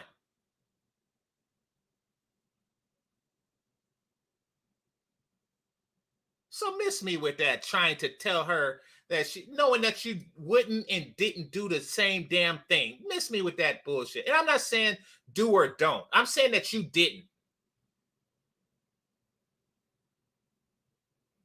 You are just trying to make it appear as if you have advice for this chick. There is no advice for her. She is gone. She is a lost fucking cause. She's only going to date guys that are above her tax bracket, and the guys above her tax bracket don't want to fuck with her crazy ass. They want to, she is a go-between, just so guys in her peer group can tell other guys in the same peer group that they did that. Just so they could say, been there, done that. And apparently, a lot of guys can say, been there, done that, because you said that you did them all.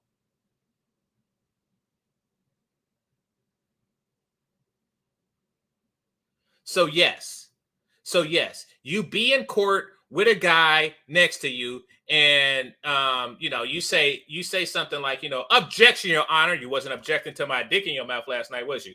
That is what they are thinking, and they do that just for that satisfaction.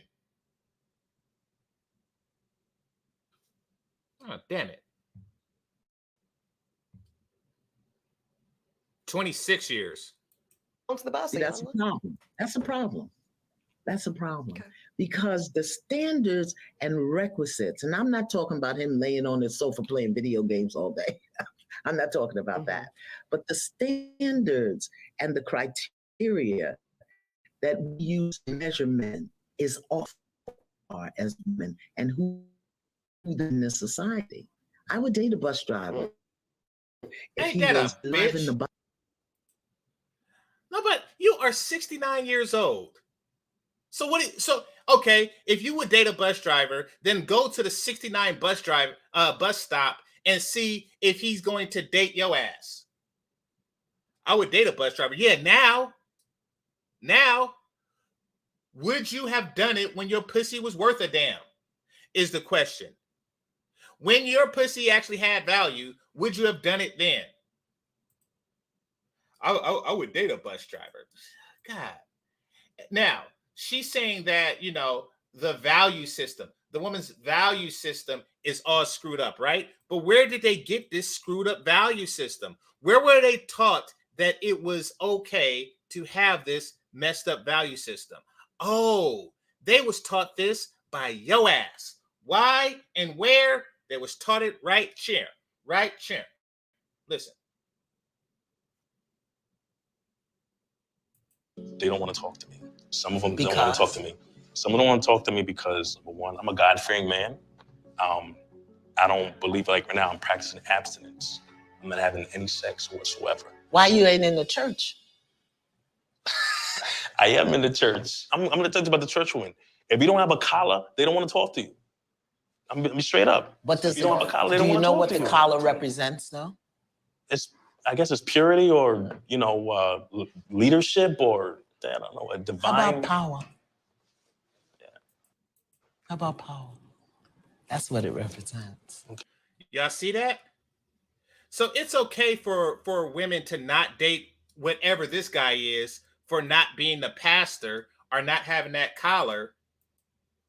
But years later, she comes with, oh yeah, y'all have ridiculous standards. They had ridiculous standards then, but you was telling him that he was wrong. He was wrong. Like, no, he's saying like these bitches only want a dude that's in the top of their position. And now she's like, oh yeah, the problem is that you only want men in the top of their position. Y'all see this? I don't believe you. You need more people. She's a natural contrarian just so she can seem as if she has some advice to offer people.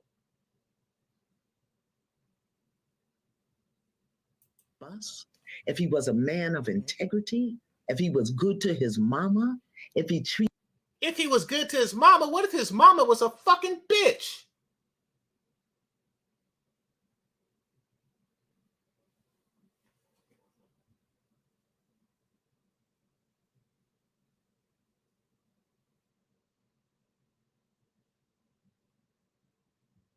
treated me well, I would date a bus driver. But we think that it's another human being's responsibility to give up need instead of us building together. I could build with a bus driver. I'd have my little stash over on the side in my prenup, but I could build with a bus driver.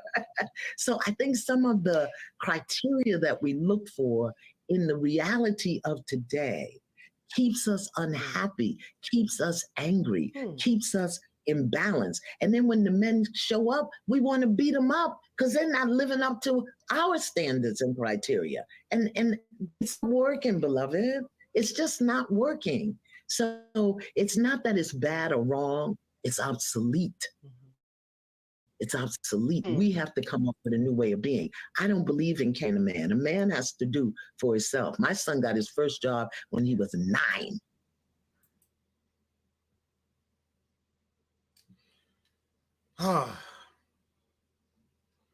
You are a awful, awful, awful fucking mother and father. You are awful. My son got his first job when he was 9. Awful. Freaking awful.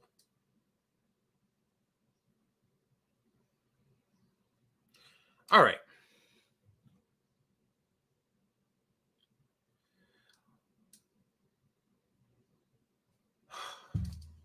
Here's a problem with this.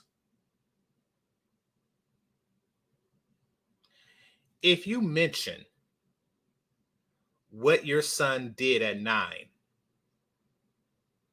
it's because he hasn't done shit since. And this is not an indictment on her son. If you mention what your son did at 9 years old, it means that he hasn't done shit since.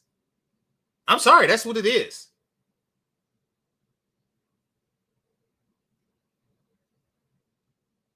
He got his first job at 9. Oh, is he a lawyer now? No. Oh, he's a doctor. No.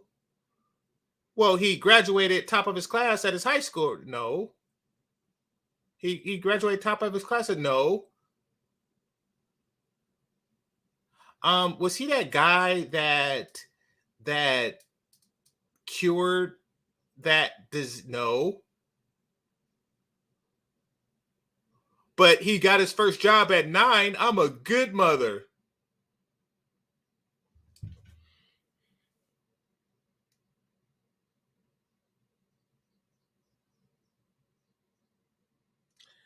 That's a trick bag, people. This whole our boys have to work, but our girls have to study and they have to go and get these degrees. Notice how they always push men into labor, men and boys into labor, and they push women and girls into academics. Notice that?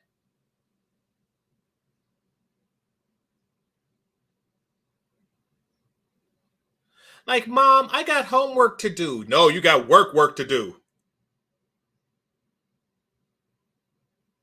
Now, next time you go to work, I want you to sing a spiritual. I want you to say, pick this cotton, pick this. Why do they do this to? And she think it's a good thing. Where is your son now? What is your son doing? Ah, Google is my friend. Okay, let's find out.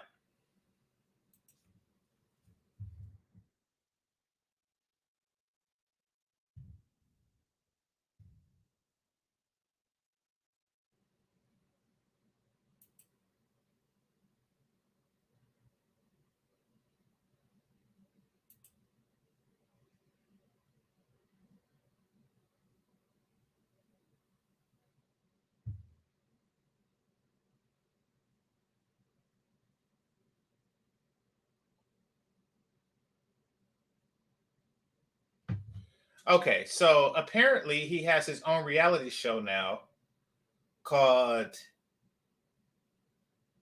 Carrie B Life ATL. Don't really know what that is, but it does seem as if his success is directly tied to being the son of his mother. Minus the passing the bar part. But let's see.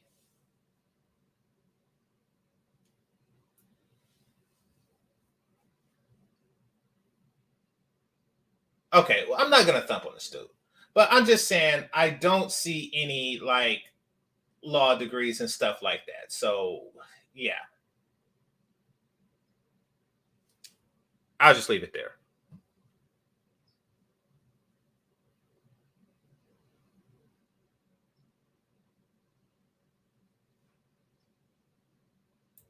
Nine, okay? Because you're a Black man, you will know how to take care of yourself. But I think the way we measure it, it's just obsolete. I think now for whatever we want, expect, we're told we're going to get, we got to look at the numbers and what's available on the marketplace. So you're certainly not wrong in the analysis. And let's tell the truth and shame the devil. We know what you got in that prenup would never be little. It'll never be small. Child, that's a big old mound of sets. But that's okay. Let's spend a little more time just so we're really clear in this conversation. Dr. Vanzant, difference between masculine energy and feminine energy, because I know that is not necessarily gender assigned, right? This is bigger than that. This is bigger than genitalia, right? Masculine energy and feminine energy is not gender assigned. It's implied in the title that it is gender assigned. They just be saying stuff.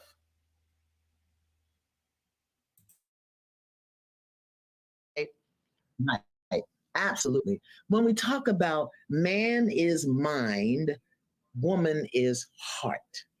And so many of us have guarded, broken,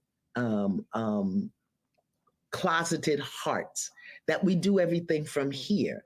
And here, you know, as a woman that's been educated, that, like you said, has a degree, here will run out. Here will lie to you. This will never lie to you. But we've been taught not to trust this. We've been taught not to trust our knowing.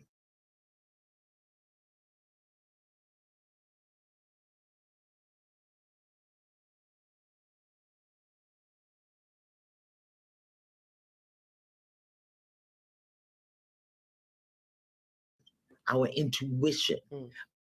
But a man can have an idea and be brilliant, you know? So we want to have ideas. But for us, our power is in knowing.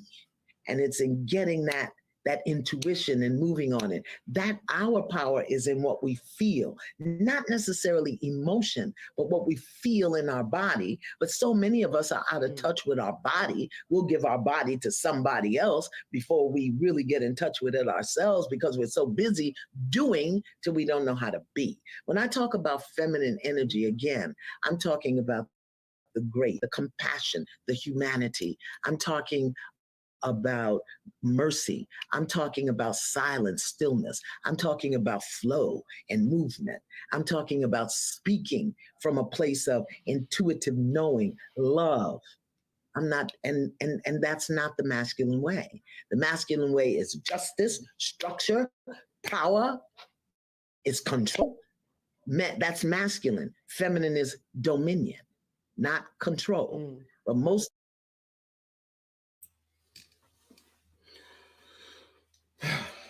I hate these wordplay games. It's not aggressive, it's assertive. All right, Dominion. We are the board. Resistance is futile.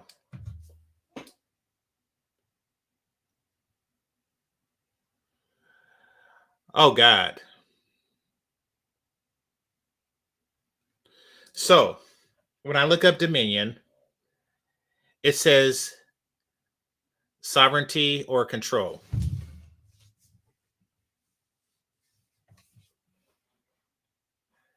Which is the exact same thing she was saying before that. Everything she described as masculine is a person's, and then here's the thing. You know how to give like examples of the definition? It says man's attempt to establish dominion over nature.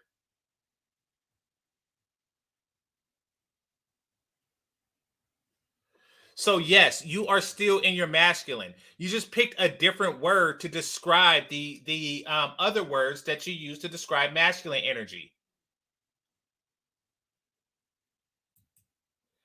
Like, listen at this. they have good ideas.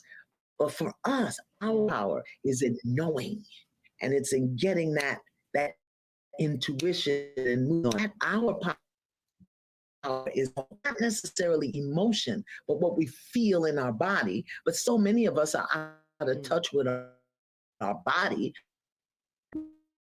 to somebody else before we did ourselves, because it's so big doing. Don't know how an energy, talking about the grace, the compassion, the humanity. I'm talking about mercy. I'm talking about silence, stillness. I'm talking about flow and movement. I'm talking about speaking from a place of intuitive knowing, love.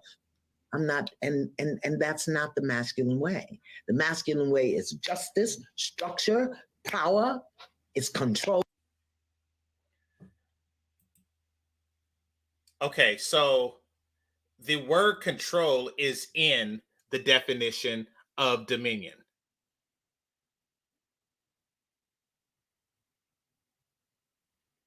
I repeat, the word control is in the definition of dominion. So when she says that, oh, dominion is about control, or masculine energy is about control, but but feminine energy is about dominion, she's full of crap. It's the same energy.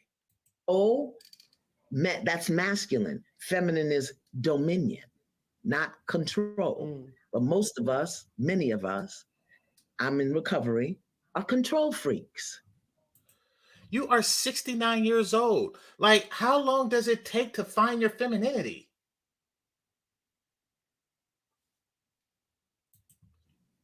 So it's a whole nother way, a whole nother vibe. She raises her hand. There's a whole nother vibe that we can tap into, that we have to tap into, because the world is dying. This society, this system is coming down. And if we don't step into our power as women, we're going down with it. With the fall of the materialism and the collapse of the systems and the structures, we got to. How many women do you know with degrees could live outside and survive for 3 days on the earth? How many do you know? I know I can. I know what to eat. I know where to find water.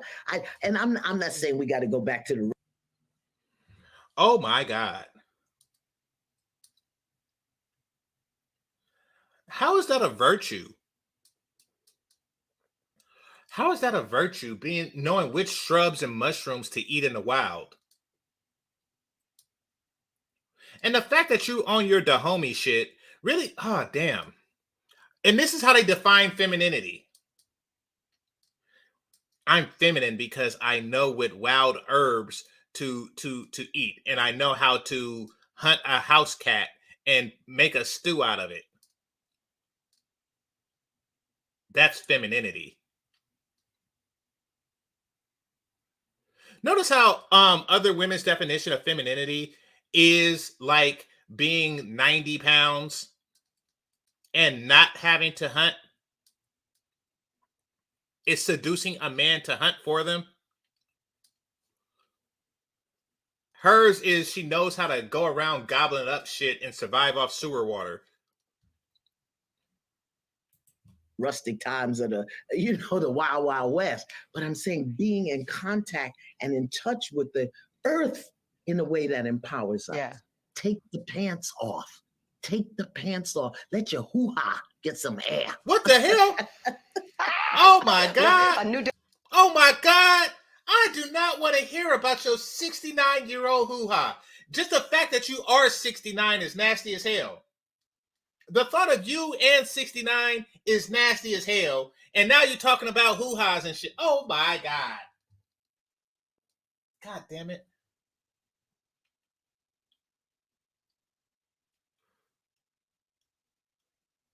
Damn it. Damn it. Damn it. And she's just laughing it all off. Take your pants off. No, do not take your pants off. Oh, God.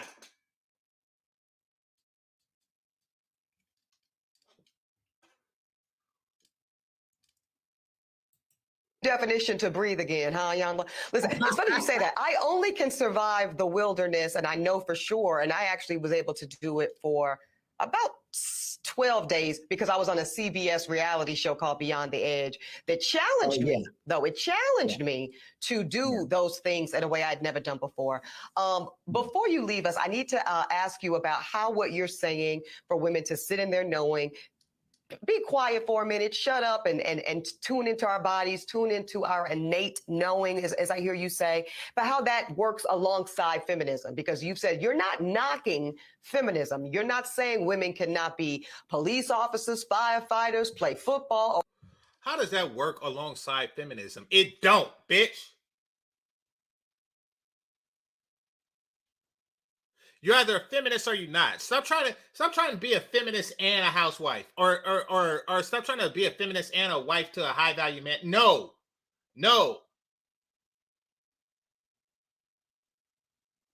Fucking imbecile.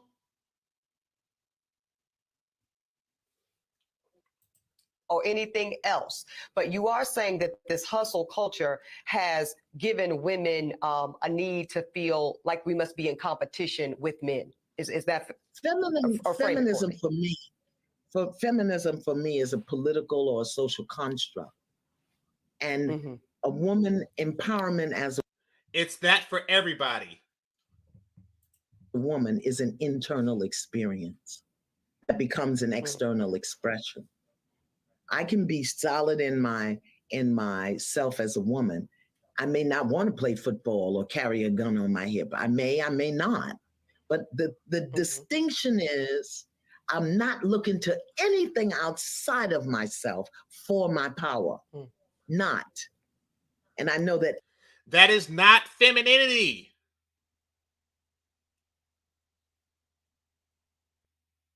Femininity is looking to me for your power. You're stupid. And she has a class on this crap. You're stupid. Femininity is olive oil. Popeye, come save me. Come save me. That's femininity. Masculinity is to try to survive on the earth for 12 days or some crap like that.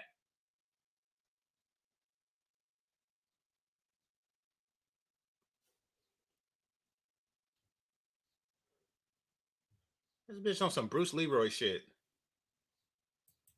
Everything is coming to me to stretch, strengthen, grow me into my authentic and original being.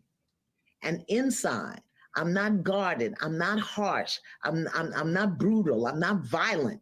I'm not violent in my speaking. Women speaking today is so violent toward themselves and toward one another. So I'm not talking about a political construct. The woman. It's not violent towards the men. The way women speak today is so violent towards themselves and other women. Like fuck whoever else is violent towards. Like it's not violent towards the kid. You know, when you say, nigga, you better start working at 9 years old, that's not violent. That's not violent. You know, it's not violent when she's yelling child support at a nigga. You know, like that's not violent. But we have to watch how we speak to each other. Women's movement. Right. I'm talking about the move of women for themselves, within themselves, so that they can be themselves in a completely different way. It's internal. I hear you. I hear you. Yes, One thing before you leave us, I have to ask one thing about dating. The reality is there are more men right now, Iyanla, on dating apps and seeking partnership than there even are women, contrary to popular belief. And a lot of men say that they're struggling, probably because of what you named earlier, probably because the expectations of many of the women are out of sync with what society is offering at this point in time, blah, blah, blah, blah, blah, blah, blah. How do women adjust our energy so that we are more successful when it comes to dating? If we're looking to date. Do we just want to date, or do we want to be partner? That's one thing. If you have in your consciousness you want to date, you can date forever. So what just happened is the woman asked a question. And Iyanla asked another question, and now she's about to answer the question that she asked. Now, the question that the woman asked was one that needed an answer. And basically, the question is, how do women become better and more available to the men that exist in society? Now, because the answer to that question requires giving men what they want, it does not compute. She's saying, how do we give men what they want? Does not compute. Well, I really just want a man, so how do I give this man what I want? Don't compute. Giving a man what he wants, do not compute. But what she changed the question into was, what do the woman want? I want y'all to hear this again. I appreciate it on the levels that I do.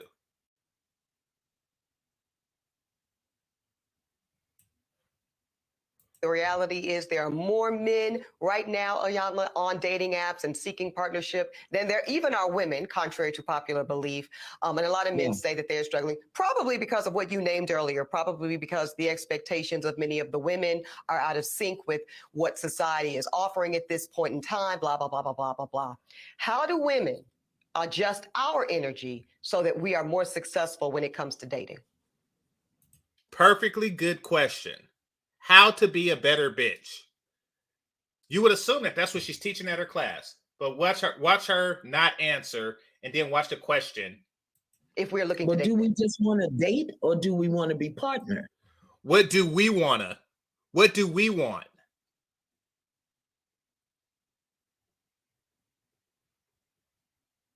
we want to date, or do we want to be partnered? That's one thing. If you have in your consciousness you want to date, you can date forever, because you're going to find something wrong with everybody. But if you want to be partner, and my question is, what is your vision? What is it that you see for yourself, within yourself, about being in partnership? And are you willing to be in partnership as a woman, or do you want to be a dude having a relationship with a man? And when I say a dude, I mean how you manage yourself, how you talk to men. We got to stop talking to these men like they're boys, even if. Let's go back to when she was talking to men as if they are boys. Let's go back to that, shall we? Surely.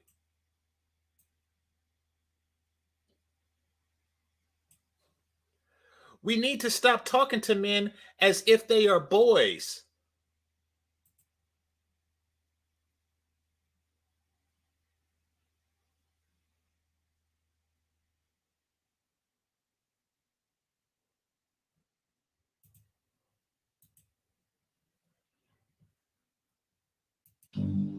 We share some of the same opinions. About? Why are Black women so angry? Was your mother angry? To a certain degree, yes. She had that anger inside of her, but she made sure that she didn't pass it on to me. I see how she handles that, and she gives off that vibe that I get from women here. But when it came to me and how she approached me and taught me about women, she said, don't deal with this. That's interesting, because as a Black mother, Yeah. my work was to help my son understand it so that he would know how to stand in it with a Black woman. We talk to our men like boys, where you're telling these boys to stand in it with a Black woman. Now, let's go back to her son, Damon Vanzant. And just for fun, I am going to look up his wife.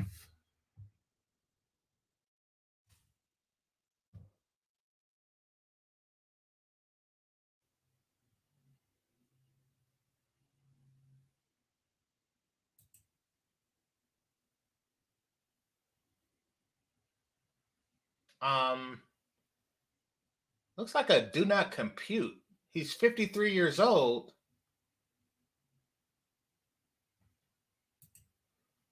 He's 53 years old.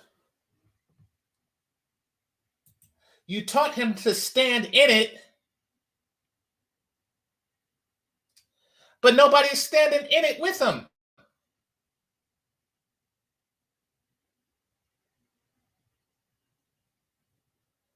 So you taught your son to put up with Black women's crap, and it yielded him nothing.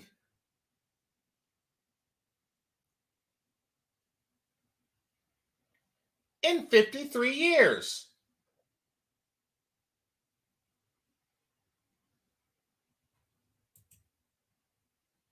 Uh-oh. Uh-oh. What is this?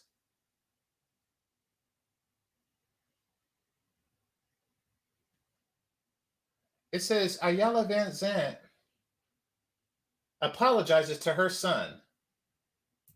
Oh my God. Let me see where this is going.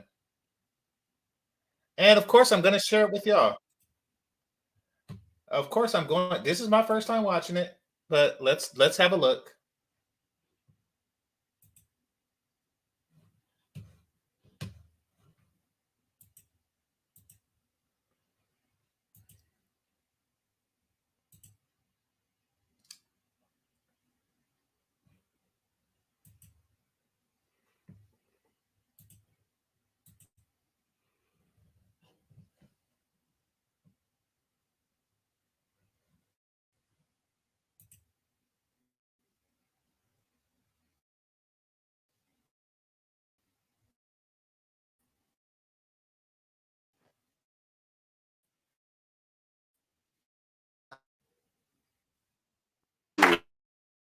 Repository.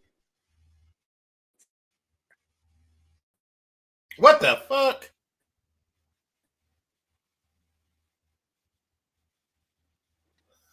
And me for a way that my anger constructed or impacted how you see women. Forgive me. Forgive me.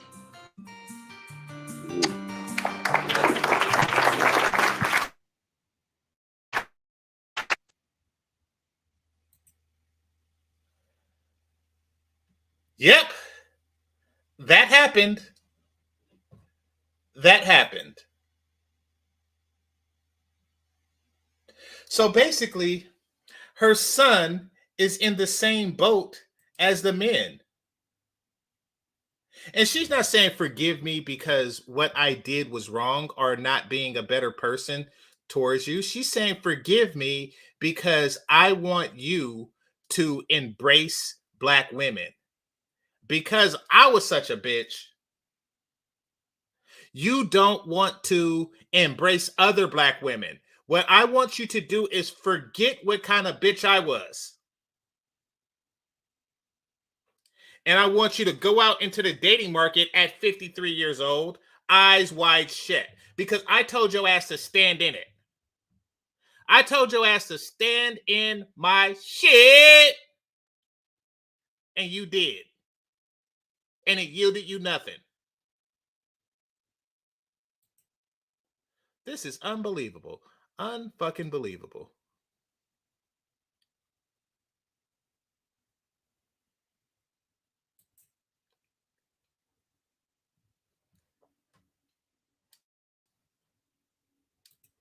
Why are you here? My situation is a little bit different because I traveled a lot when I was a kid. Very talented, very gifted. Why are you here? My work was to help my son understand it so that he would know how to stand in it with a Black woman. Ha! And then the apology afterwards. Oh, crap. Oh, crap. You cannot make this up. You cannot make this up. All right. Moving on. Moving on. Let's finish this up.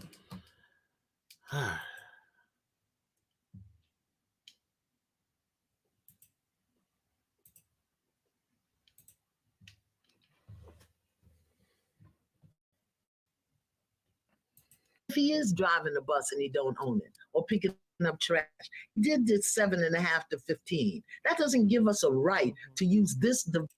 Wait, what? Even if he did do 7.5 to 15, you telling her to date cons? You telling her, a lawyer, to date the people that she convicted for crimes?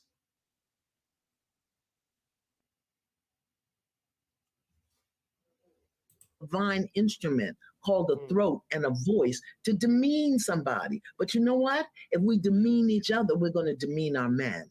And we have to remember as women that while we, you put a woman, she's got to feed the babies. So she's going to do what has to be done. We have a level of tenacity that many men haven't experienced, particularly men of color, because their genetic memory is that if they're too much, if too grown, if they're too big, if they're too small, that's a genetic. Shut your dumb ass up. Nobody is thinking that. No, but there isn't a man out there talking about if I'm too successful, I'm going to get hung. It's in their genetic memory. You see how they like to look down on us? They like to look at us as a being that's in a state of arrested development because slavery happened and it's in our genetic memory. No, it's in your son's memory. The only fucked up things in our lives is bitches like you. Like people walking around thinking, oh yeah, well, I might get hung. You think niggas would be blasting their music in white neighborhoods randomly like at 3 o'clock in the morning if they feared being hung?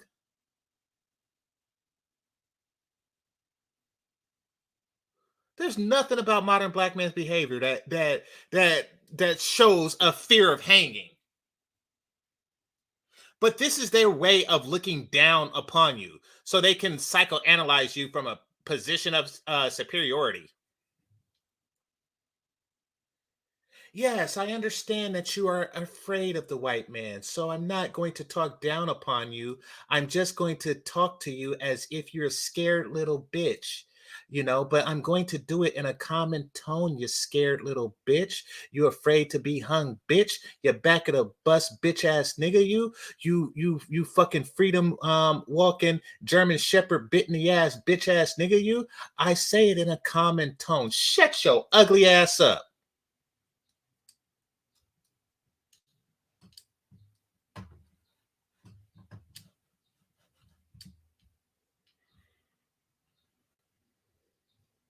Memory. Yeah. So we have to understand that who they are as men, I don't want to say is fragile or delicate, but it's more sensitive.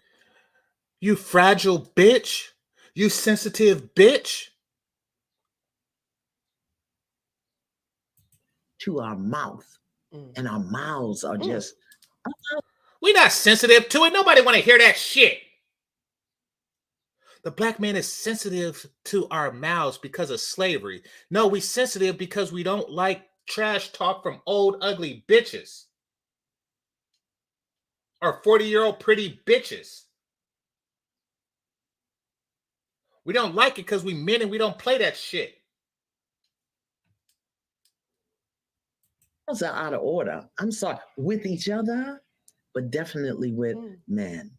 It's, and I'm raising my hand. The only reason I can speak this is because I've lived it. And I knew how my life changed. Different from external masculine aggression to an internal knowing where I get my guidance and my direction. It's just different. And most women think it won't work in the world. But look at me. And there are hundreds of me. I'm not alone. Yeah. Indeed. Iyanla Vanzent, just eye-opening. When I hear you talking, I hear the themes that most women think it won't work in the world, but look at me. Look at you. Look at you. Is this what you call working? You was married in the 70s and the 90s and haven't been since. Look at you.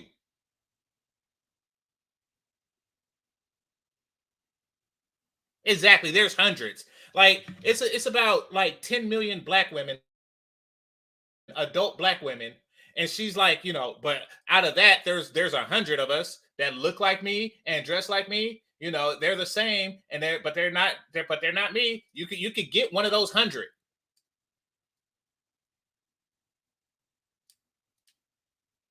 But then she's like, look at me.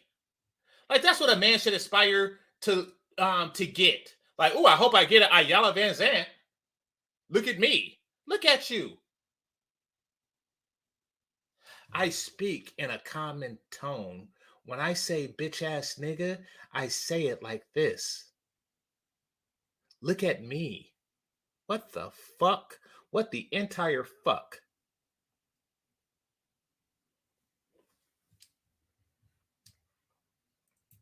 even the tone, it's very Maya Angelou to me. It's very That's another ugly ass bitch.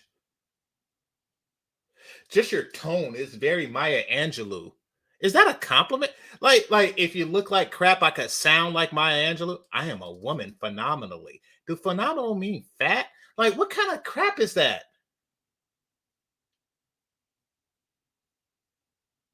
Sick of these busted broads trying to tell better looking women how to fucking live.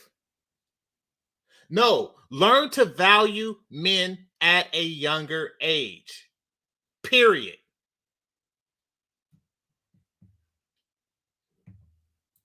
It is very, which is I intended to be the high compliment that I believe you received it.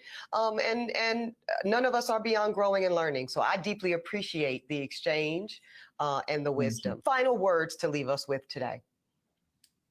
My sister women, my sister women, my sister women. Not how we are is not bad or wrong. What we've done is not bad or wrong.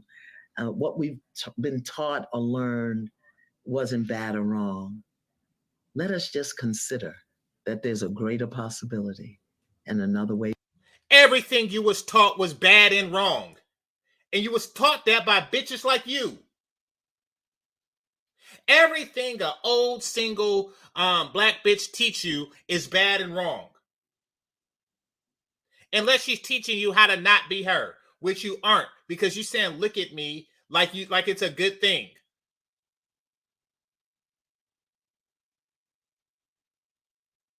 It's like somebody in jail, like, yeah, look at me.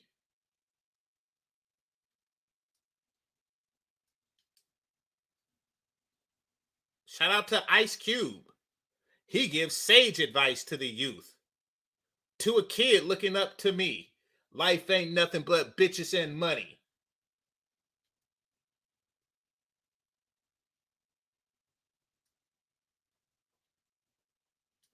Look at me.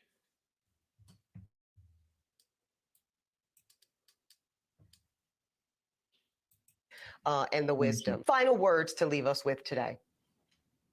My sister women, my sister women, my sister women. Not how we are is not bad or wrong. What we've done is not bad or wrong. Yes, it is. And yes, it was. If you do bad and wrong shit, then it's bad and wrong. And if you are doing bad and wrong shit, then you are bad and wrong. And apparently, outside of a couple of hundreds of you, the rest of the 10 million is doing bad or wrong. What we've been taught or learned wasn't bad or wrong. Yes, it was. Y'all was taught all kind of feminist bullshit. You just sat here and say that you was misguided for the last 69 years of your fucking life. Let's just consider that there's a greater possibility and another way to be.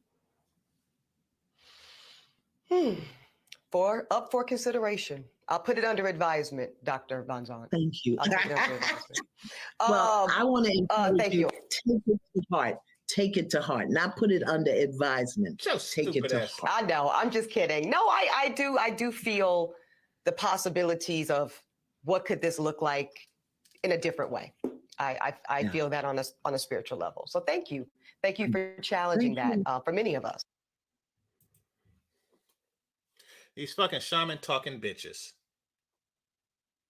Thinking that they're giving wisdom and wise counsel. Just no. I'm not falling for this shit. I am not. Nah, she not feeling this BS. The moment she said bus driver, that chick was fucking out. It is too late for that. It is too late because basically she has spent the last 20 years of her life preparing to put herself in a position to marry a high value man. Now, she did it the wrong way, but nevertheless, doing that now is just wasting her efforts from the past 20 years.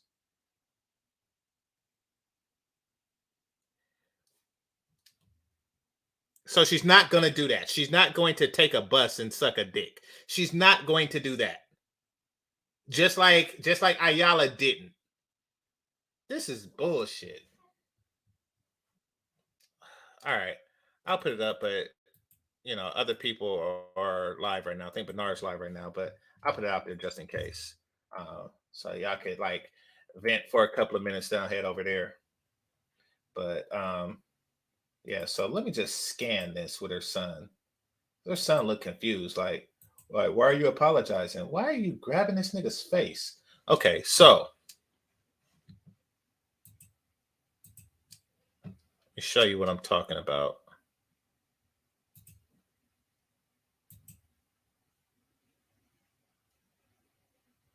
All right, and there you have it.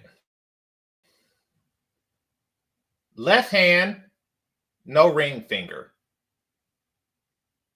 Left hand, no ring finger. Like, I taught my son to stand in it. To stand in what? There's no bitches he's standing in. You see how they set you up for failure? I taught my son to work at 9 years old and 49 years old and 59 years old. That's what I taught him. I taught my son to wear train conductor hats indoors.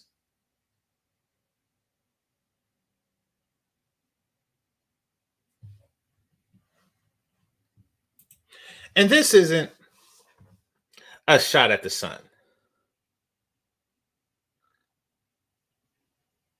This is a shot at the mother.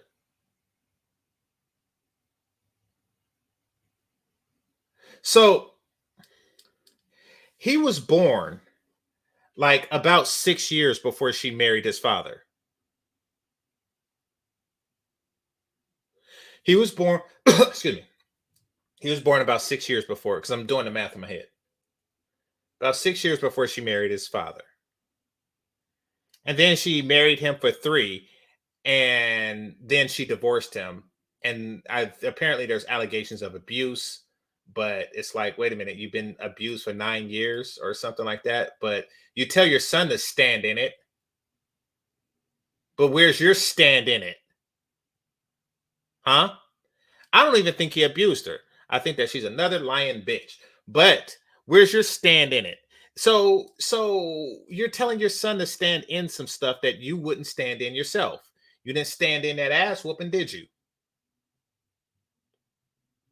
You didn't stand into that uppercut, did you? You didn't stick your chin out for that. Like that's the type of crap that you telling him to do.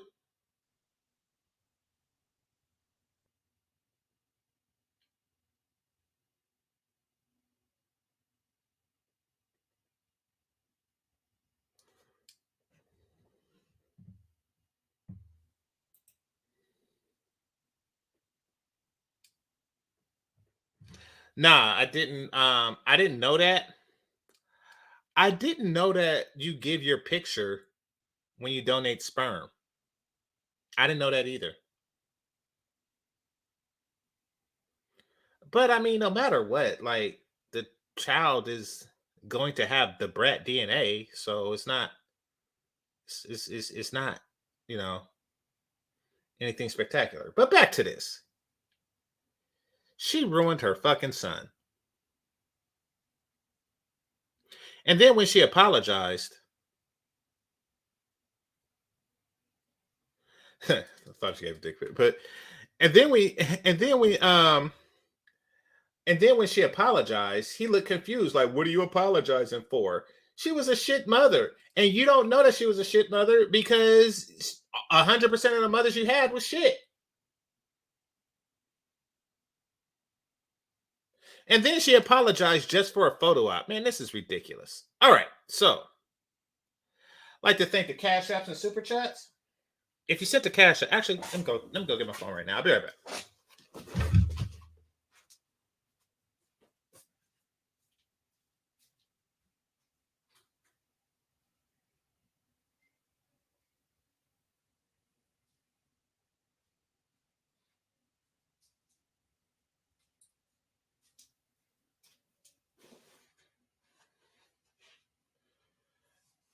Okay, I'm glad that I did. Hold on. All right, I'm glad that I did. Jeffrey R. Thanks a lot, brother. Greatly appreciate you. Thanks a lot. All right. Thanks a lot for the Cash App.